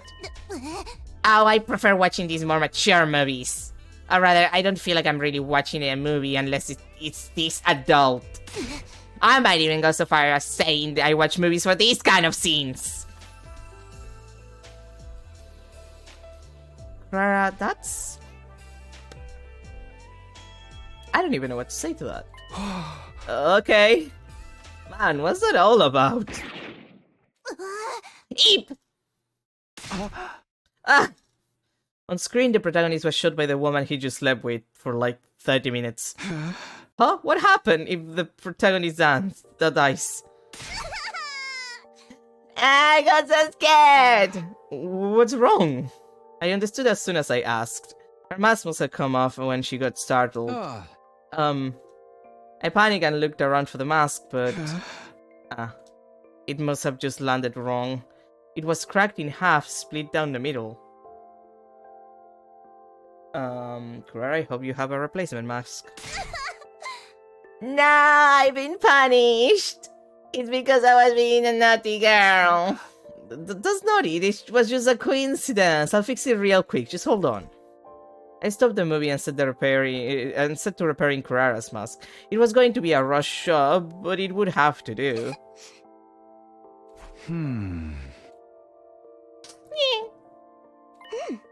Hey, Takumi. Huh? What is it? You know how I told you I wasn't sure if I like you or not? That was a lie. Okay. I like you so much, I can't fool myself anymore. Yeah, bad news. I don't like you. Honestly, you've been on my mind ever since I had that dream. Yeah, but like, I don't like you. Oh, I don't want anyone to take you away. But I know I'm not cute enough. Clara, it's not about you being cute. It's about the fact that you're the Lock Martin girl.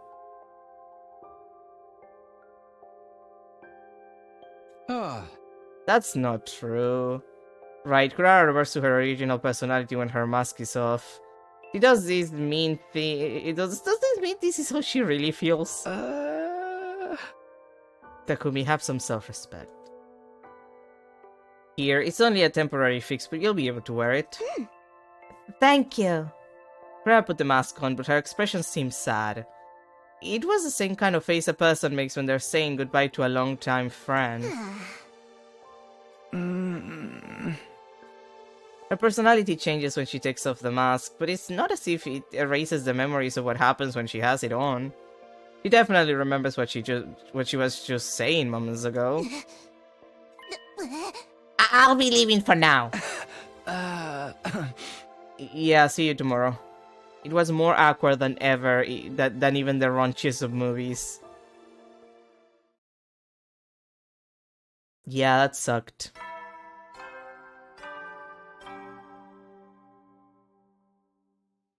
Up and Atom troops, time to rise and shine! Get ready for your 29th day of active service here at Last Defense Academy! Prepare to spend another day enduring the unendurable and suffering the insufferable to pave the way for humanity's future greatness.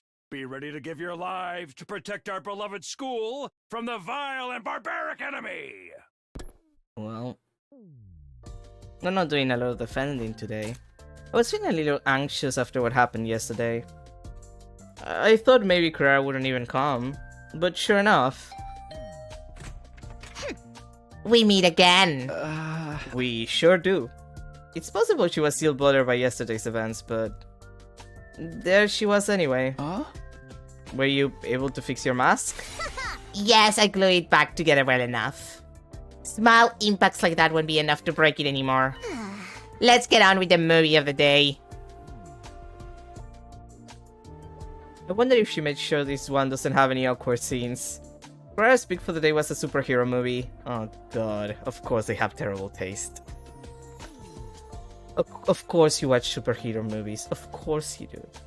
Can't have any fucking self-respect in this house. The protagonist was just your average high school student. After hearing that criminals were popping around the city, he hides his identity with a mask and fights as a hero. The friction of trying to live a double life, the suspense of wondering if his true identity will be revealed. It was corny, but I enjoyed it from start to finish. Actually, maybe I enjoyed it so much because it was corny. Huh? You like this feel-good stuff? Yeah, I'm not great with complicated stuff. I like something you can just have fun with. You enjoyed this one more than usual too, right? Excuse me? Why would you think that? Are you suggesting that a sort of single-cell simpleton like you? Well, no, but... Wait a minute, did you just call me a single-cell simpleton? Huh? You wear a mask just like the protagonist. I figured it felt more personal to you than it did to me. I see, so that's what you mean. It's true, the scene where his mask makes his scalp itchy hit a little too close to home. I was tearing up. Okay. She would focus on that. Huh? If I remember right, you wear the mask to project the confidence expected of an Otsutsuki. It lets you adopt a persona to hide your insecurities, right? Well, yes, but who told you that? Oh crap, that was something I heard about in my last timeline. Probably Moko. I'm so sorry, Moko! That muscle-bound moron has the loosest lips I've ever seen. But, well, I wasn't hiding it anyway, so who cares? It's true I do put on the mask to hide my insecurities. But what about it? Oh, I was just thinking it must be hard to push that down inside of you. Indeed, and Otsutsuki must always be on the side that's winning and gaining. They must be strong, frightening, and grand. That philosophy is part of me now, but it was tough when I was younger. I live my life with this nagging feeling that this isn't the real me. But you absolutely don't need to feel sorry for me. In fact, it's your funeral if you do. Being the daughter of a wealthy family means I never had to worry about money. And in some ways, putting in the effort comes easy. Easy how? It's stressful when you're riddled with anxiety and unsure what to do. But it was clear what I needed to do. I simply need to follow the path destined for me in order to become a person worthy of the Otsutsuki name. My only real obstacle at the time was how much I hated myself and things didn't go how I wanted. I see. I understand what she's getting at. But it still strikes me as a little sad. It wouldn't hurt to be your true self in front of us, would it? What are you yapping about? I'm just saying, if it's ever hard or uncomfortable behaving like an Otsutsuki, then there's no problem if you're the real Kurara when you're with us. I could never do that. Being aware of my place as an Otsutsuki is what makes me who I am. Telling me to throw that away is like bleaching a panda's spots. I'd lose my whole identity. Oh, well, you don't have to do it if you don't want to. I just thought maybe it'd be easier on you. Enough of your utter nonsense, drivel, and cult swallop. And is it just me or is it hot in here? It feels like a sauna inside my mask. Feels the same as always to me. Oh, then it's not the room that's hot, it's... I'm leaving! Okay. But... thank you. What for? Nothing, goodbye!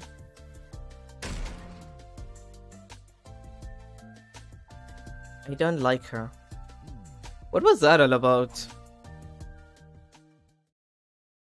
I really do not like her.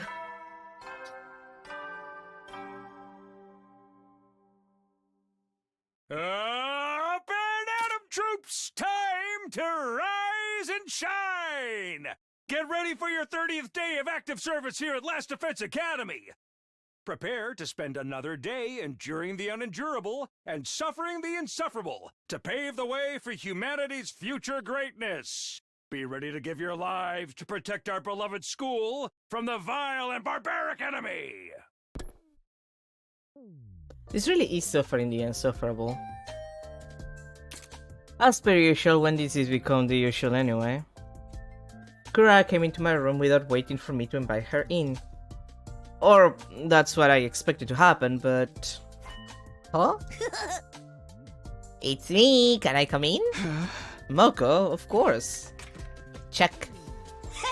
Oh, yeah, brother, the Mokster's here. Is something wrong? Didn't Kurara tell you today's 8:30? What about it? Jeez, he really didn't tell you.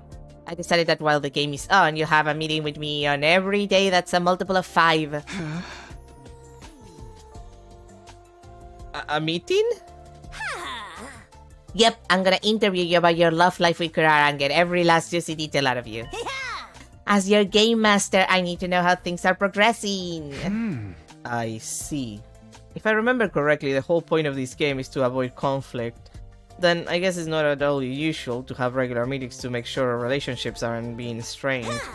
Okay, let's relocate. Isn't here as good a place as any?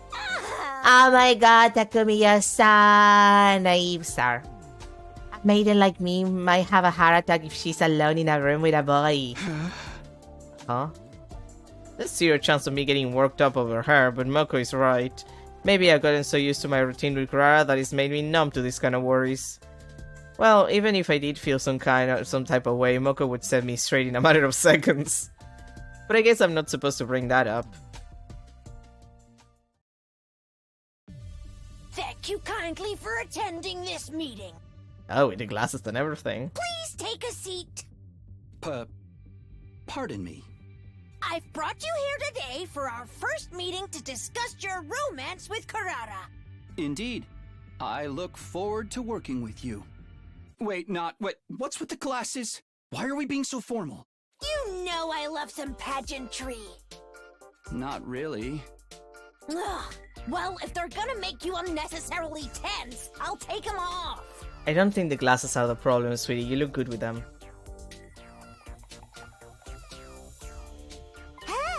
Well, better?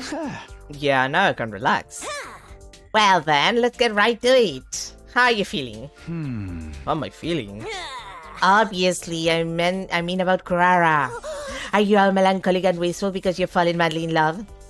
Or are you not feeling any signs of the burning fire of love inside? I wonder.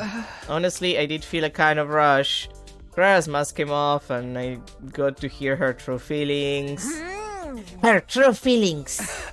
She told me she wasn't really sure if she likes me, but in reality I've been on her mind ever since that dream, and she doesn't want anyone to take me away from her. You're right. How could you not feel your heart skip a beat after that? But I don't know if that means I like her. I see. I totally get you. It's all copacetic. I get the general idea. It's consistent with what Kurara told me to. What Kurara told you? Oh, I didn't mention it. I've already had a meeting with Kurara. I can't look at things objectively without hearing both sides, right? I see. Maybe Moko is better suited to being a game master than I thought. Well, let's end this meeting here. I'm going to give you a little piece of advice, just as your friendly gal pal. Huh? What is it? As you've noticed, Kurara is pretty serious, which means she seriously likes you. If you let her down, she'll definitely be really hurt. I'm not saying you can't let her down, though. And I'm not even telling you to let her down gently either. Even though we're calling this a game, it's still a game where people's hearts are on the line. That's just how love is, no matter how you slice it. Just wanted to remind you. Thanks, I'll keep it in mind. A game where people's hearts are on the line, huh? Okay, that's it for Girl Paradise. Now we're really for sure done here. I let Kurara know you two won't be seeing each other on meeting days, so you should chill for the day. Chill and think about your feelings, okay? Yeah, will do. Do I get free time? I don't get free time. God fucking damn it. I don't even get free time. I could have had the rest of the day for myself. Up and Atom troops, time to rise and shine! Get ready for your 31st day of active service here at Last Defense Academy. Prepare to spend another day enduring the unendurable and suffering the insufferable to pave the way for humanity's future greatness. Be ready to give your lives to protect our beloved school from the vile and barbaric enemy. Why did I trap myself in the romance route? It's only been a day since I last saw you, but I feel shy, like it's been way longer. Right. The movie Kurara put on today was, honestly, who knows? I wasn't paying attention at all, because... You know how I told you I wasn't sure if I like you or not? That was a lie. I like you so much, I can't fool myself anymore. Girl, you're lying to yourself. Honestly, you've been on my mind ever since I had that dream. Like, you need to get some good, like, lady action, and that's probably gonna fix you. Oh, I don't want anyone to take you away. But I know I'm not cute enough. And again, it's not the fact that you're cute, it's the fact that you're annoying and your family makes money out of military contracts and weapon production. Like, you're the Lockheed Martin girl. Like, you're a piece of shit, and you're annoying, and your Sunderenisms are pissing me off. That's about it, lady. As you've noticed, Kurara is pretty serious, which means she seriously likes you. If you let her down, she'll definitely be really hurt. I'm not saying you can't let her down, though. And I'm not even telling you to let her down gently either. Even though we're calling this a game, it's still a game where people's hearts are on the line. That's just how love is, no matter how you slice it. Just wanted to remind you. I've been thinking about what Moko said ever since our meeting, but I couldn't find any answers. Do I like Kurara? Could I like her? Will I hurt her? Can I forgive myself if I do? But one thing was for certain. I wanted to be sincere with her. But the more I thought about being sincere,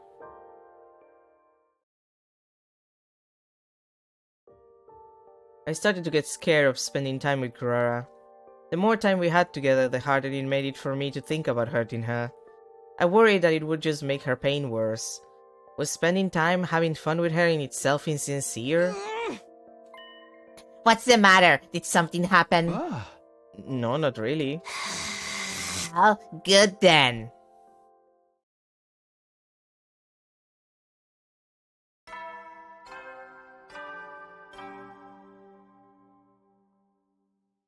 Up and Atom troops, time to rise and shine! Get ready for your 33rd day of active service here at Last Defense Academy. Prepare to spend another day enduring the unendurable and suffering the insufferable to pave the way for humanity's future greatness. Be ready to give your lives to protect our beloved school from the vile and barbaric enemy! We still have like 20 minutes of this before the stream can end. It's so, like, I wasn't expecting, like, I heard bad things about the romance route beyond the writing. Like, it's kind of a slog, and yeah, this is a slog, alright. 17 days left until I decide what happens to my relationship with Kurara. Lately, I've been checking the days left every morning, the second I wake up. Our main goal is to keep winning our defensive battles and survive these 100 days. Oh, thank God, a defensive battle. Intruder alert! Intruder alert! Unauthorized personnel detected on school grounds. Finally, something different. Defense mode initiated. All available troops prepare for battle immediately. Like, I'm still gonna skip the fight, but I appreciate the fact that there's a fight in front of me. Like, I'm glad. I'm glad. Damn, it's like the enemy could read my mind! I need to focus solely on the fight now. Off to the war room! Everyone had filtered into the war room one after another after hearing the alarm. Okay, that's everybody. Alright, I know we were all out of sorts for a while, but can we go ahead and say Takumi's team leader again starting today? But you managed so well without me, do you really need me to lead? Apparently, I'd been appointed team leader on day 4. That was just what I was told anyway, I have no recollection of it. They're pretending to be humble, are we? This is your first battle since getting back, so let us like you mean it. He's right, I don't want to have to think for myself. You might be back now, but I'm still the MVP here. Got it, if that's what you guys want. A leader the ladies love. You're just like the hero of a shoujo manga. What? Oh! Yes, did I say something weird? Wait, you know about my love life situation? Oh, didn't I mention it? Everybody knows we're running a game to win your heart. This whole thing could cause some serious trouble after all. That's why I thought it'd be better to share with everyone ASAP. Hey, Takumi, I bet you're gonna get rejected by all of them. Don't go acting too chivalrous. Don't bet on my love life. Nozomi weighed on my mind as I mumbled my retort. As far as I could tell, she didn't seem inclined to join the conversation about my love life. Somehow I felt relieved. These invaders should know how to surprise somebody. How are they going to make it up to me if being woken up by the alarm makes me break out? I miss how mentally prepared we were when the artificial satellite was contacting us. The artificial satellite contacted you? Yeah, we didn't tell you or Hiroko yet. I guess it just slipped my mind. In a nutshell, the satellite reached out to Syria ahead of the battles on day 7 and day 9. They told us to be on the lookout because they had information that the invaders would attack on those days. But I guess the enemy must have found out because we haven't had anything like that since. I see. That didn't happen in my previous 100 days. It was just a little change in trajectory. No need to think too deeply about it, right? Hey! Well, we're just back to where we started, so don't worry about it and just give it your all. You're right, now is not the time. Let's beat these invaders freaks to a pulp. Oh boy, romance route. Why did I get myself into this?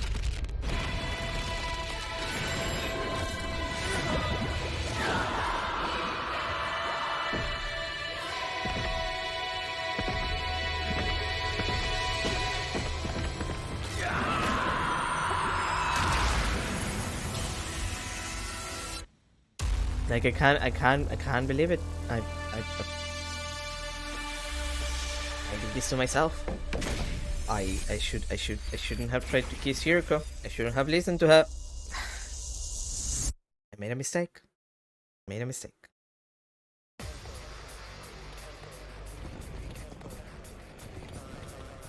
God forbid a man does anything. That makes no fucking sense.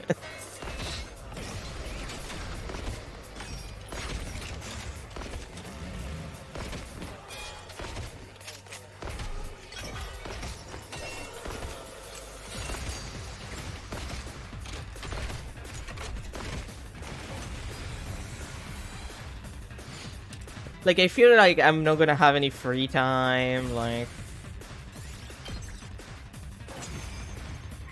I'm not gonna get to do anything, like, beyond... the, defensive battles and this romance bullshit. How infuriating. How dare that bitch push me around. Who the hell does she think I am? I'm the great Adamakyu, the paragon of hatred! You're all going down! Honey, nobody cares. I'm coming for you! He has such a fighting in character stance.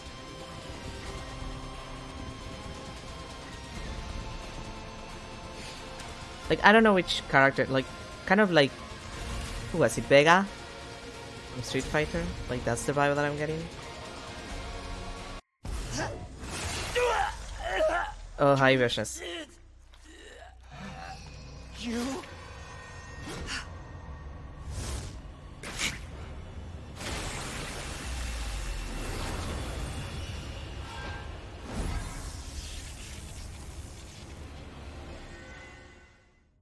An offering to my magnificence. I commend you. With this, I am one step closer to becoming a god. God! I will be God!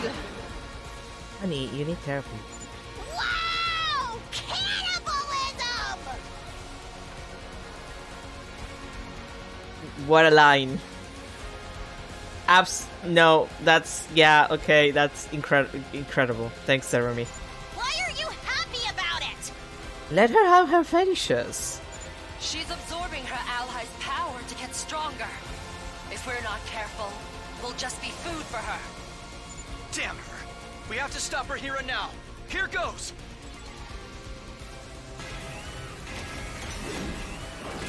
Bow down!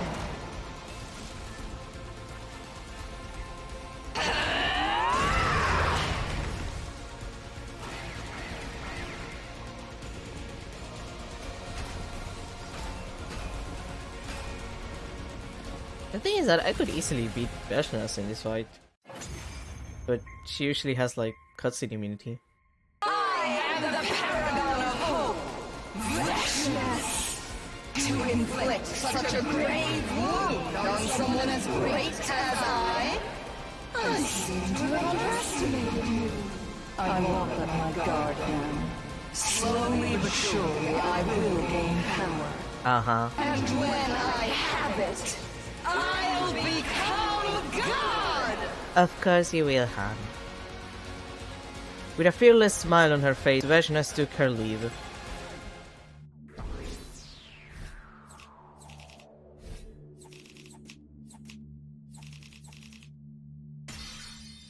You won't even be me enough BP for one upgrade? Pathetic. I didn't have any time to think about Kurara today. It was the first day in ages where she wasn't front and center in my life. I wonder how she's feeling. I don't care. This is funny because I don't like Kurara.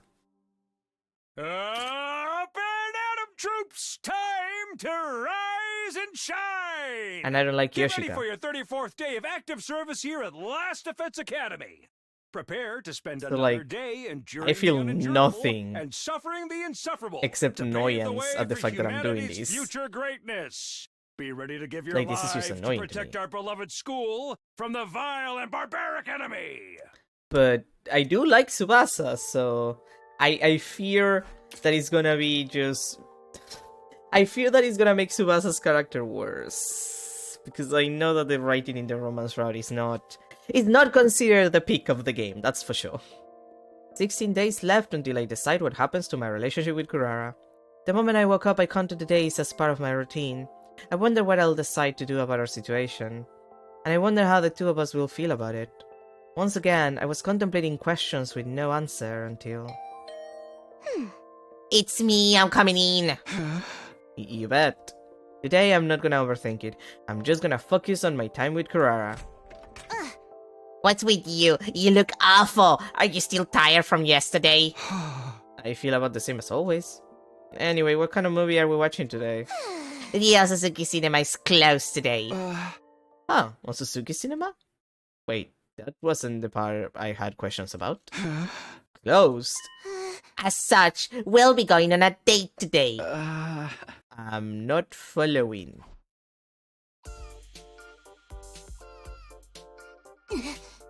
What do you think? Well...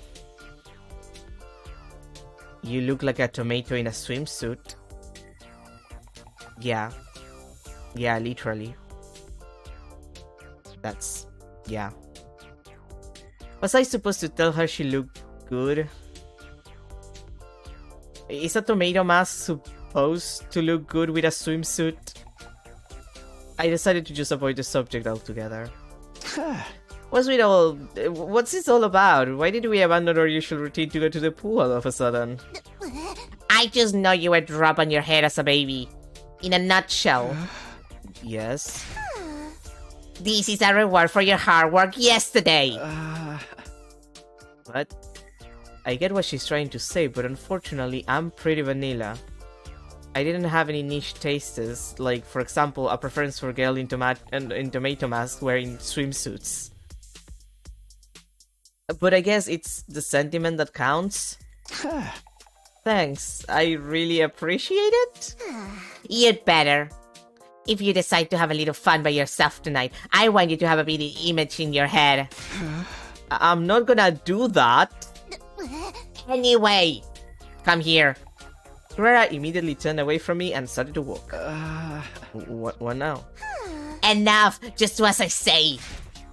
And don't you ever delay either. Not in any situation, even if you're on the toilet. I don't even think you'd want that. What's the meaning of all of this anyway? What? Did you lose your memory again? Maybe. No. I don't understand why you're telling me to lay down and close my eyes. I guess she wants you to relax. Can you explain what's going on? You are truly the height of oafish brainlessness. You must be tired from yesterday's fight. All I'm saying is we should take it easy once in a while. That's really all this is? Apparently. Huh?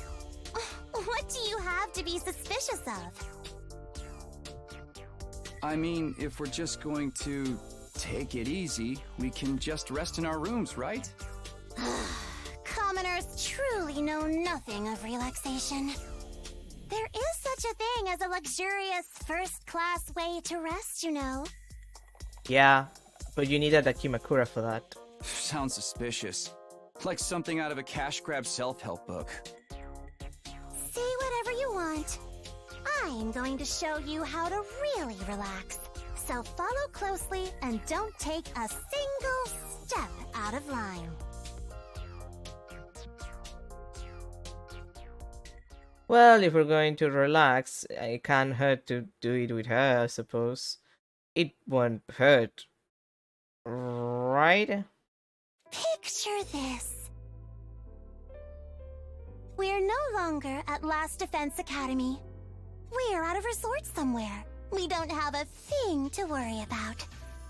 You can hear birds trill in the distance, and every once in a while, a soft breeze caresses your skin. Yeah, I kind of hate that. I don't like the sea. I don't like the sun. It's coarse and it gets everywhere. Nothing else exists in this moment. That is all there is. I don't feel comfortable with people seeing me showing too much skin. The idea of wearing swimsuits kind of makes me anxious. I'll try to imagine it how Kurara described it. We're no longer at Last Defense Academy, we're at a resort somewhere. Birds thrill in the distance. A soft breeze. Hey! Are you going to sleep forever, you idiot? If you don't wake up this instant, I'm going to shave half your head and a bowl, and you'll look like a crazy metalhead. No, anything but that. You were at the deepest, most relaxed point of your sleep cycle. Now you understand, right? This is the first-class resting technique of the Osasukis, passed down through the generations. Yeah, thanks so much, I guess. Somehow my body and soul feel more refreshed than it did after a regular night's sleep. I have to hand it to the Osasukis. Now you'll be able to watch movies with me without letting your mind turn to pointless things, right? Not again. Did you think I didn't notice? You've been completely restless the last few days with me. It's like your mind was elsewhere or like something was worrying you. So I invited you out today to help you reset. Of course, the part about rewarding you for your hard work yesterday is still true though. If, perhaps, possibly, you're worried about whether or not you'll hurt me, I don't want to worry about that in the least. It's disrespectful, actually. I have to hand it to the Osasukis. No, that's not quite right. I have to hand it to Kurara. Nothing gets by her. I can't keep anything from you. Do I like Kurara? Will I choose her or... Well, I don't know yet, but I feel like I finally understand how to approach Kurara. Actually, I think you just showed me how. Can I move on with my life?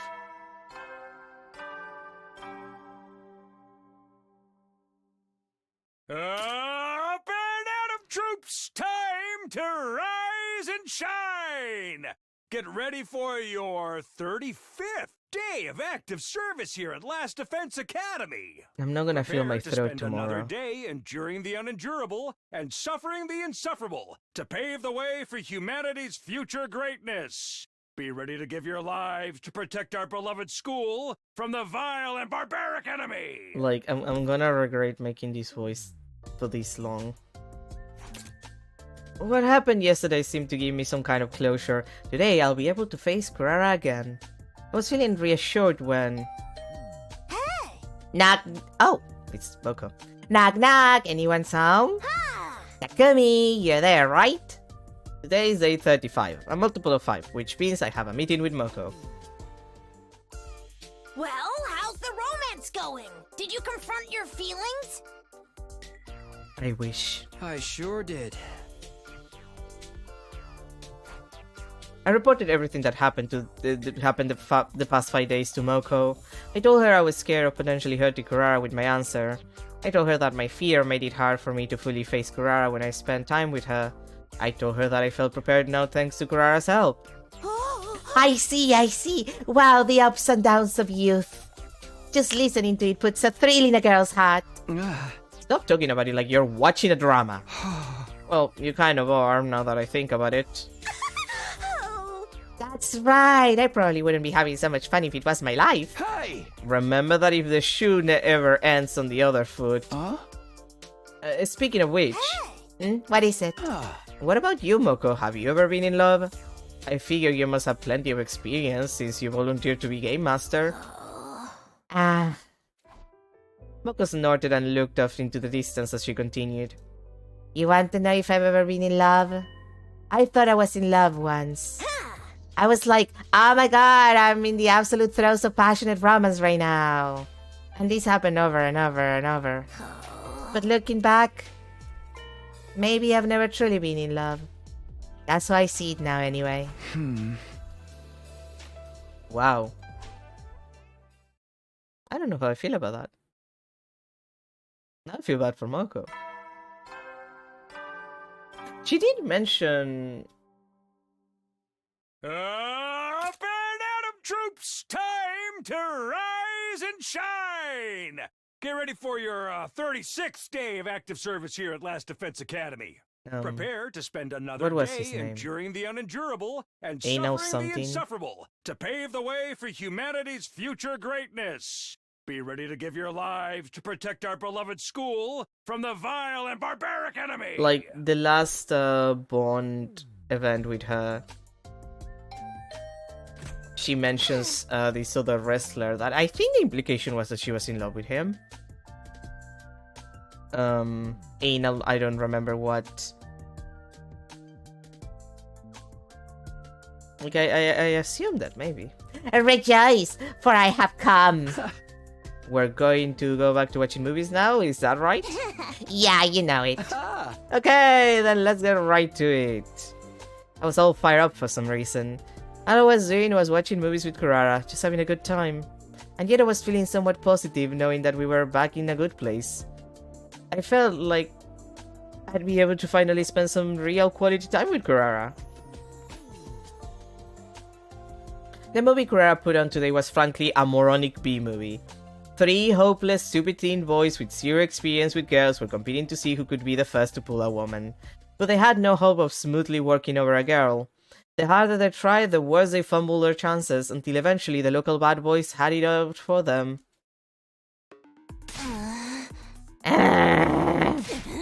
Boys are the dumbest creatures alive. Is sex the only reason they do anything? You cavemen would have nothing to live for if it weren't for your hormones. These guys were definitely stupid, but aren't you being a little extreme? I don't think so. Anyone can tell it applies universally. I bet you're treating your body like an amusement park ride every night. That's conclusive and irrefutable proof of how dumb boys are. Excuse me? Why do you all insist on acting like you're not filthy animals when the whole world knows you're depraved? I can't stand how nasty you are all. Here, just go ahead and demonstrate for me how repulsive boys are. Go ahead and debase yourself since it's unnatural to you. I'll observe closely just for you. Hey, you can't joke like that. Acting like you're beholden to common sense. Ridiculous. You're a boy after all. In elementary school, they research which letter of the alphabet is the most curvaceous and sexy. In middle school, they act like entering 5000 8. God damn it. 58008 in their calculators is the height of achievement. And in high school, they calculate the day their parents conceived them by counting backwards from their birthday. And I can tell you've done all of the above. I mean, yeah, but that don't make it weird. But don't make it weird. Also, to be fair, you can't exactly calculate, like, when your parents fuck to conceive you. Because usually there is, like, a difference between, like, a couple of days or even a month. Like, if you're born a little earlier. Never mind that sometimes your birth gets pushed. Like, sometimes doctors just tell you, like, no, wait another week, even though you should probably be giving birth right there. Or, like, they induce the birth earlier, so, like, it's just an approximate. I realized a second too late that was probably the wrong response. But more importantly, I mean, you're one to talk. Excuse me, are you lashing out and trying to humiliate me like a girl would? What a shameful commoner mindset. You think you can hurt me like that? No, you're right. Guys are despicable idiots. But why do you know so much about us despicable idiots? What? What are you getting at? You have such vast and specific knowledge of wordless gross boys, which means you're interested in them, which shows you like them. No! Yes, if us boys are filthy insects, that makes you a bug expert. You love them nasty boys so much you can get enough of them. Got her. That was the plan anyway. I did humiliate myself a little in the process. Today I was supposed to get a fresh start and truly face Kurara again. I had myself convinced I was going to finally be able to spend some quality time together with her, but is this really how it was supposed to be? I didn't really have to think about it. There was no chemistry between us. But even so... You really do have a room temperature IQ. Ha, same to you. Things just felt right. I hate that. Thank God we're at time. Up and Atom troops, time to rise and shine! I'm sorry to interrupt you, Sirei, but that's gonna be everything for today. We're out of time. Fuck that shit. Oh, good.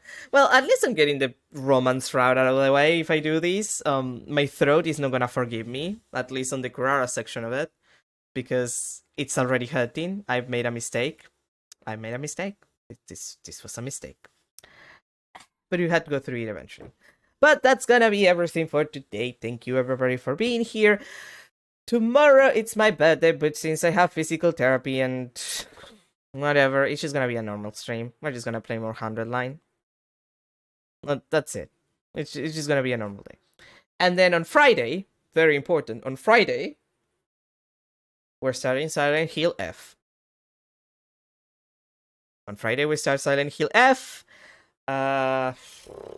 It's gonna take a while because you have to do a couple of runs to actually like get anything interesting out of it, ending wise, because there's a couple of endings and you kind of have to do a new game plus. Like, I've already investigated, but we're gonna do that on Friday. I doubt we're gonna end the romance route by then. So once we finish that, we're gonna go back to the 100 line so I can finish the romance route, at least one ending of it, so I can get it out of the way. And then after that, probably the Great Ace Attorney that's gonna come next. But we'll see. Probably the Great Ace Attorney. And then after that, I'll probably go back to the 100 line / maybe do Yakuza 3. Like, it's a bunch of stuff to do. Anyway, that's gonna be everything for today.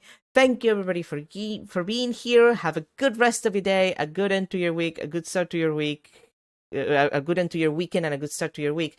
And I'll see you tomorrow for me destroying my throat for the rest of my life by reading Kurara's lines.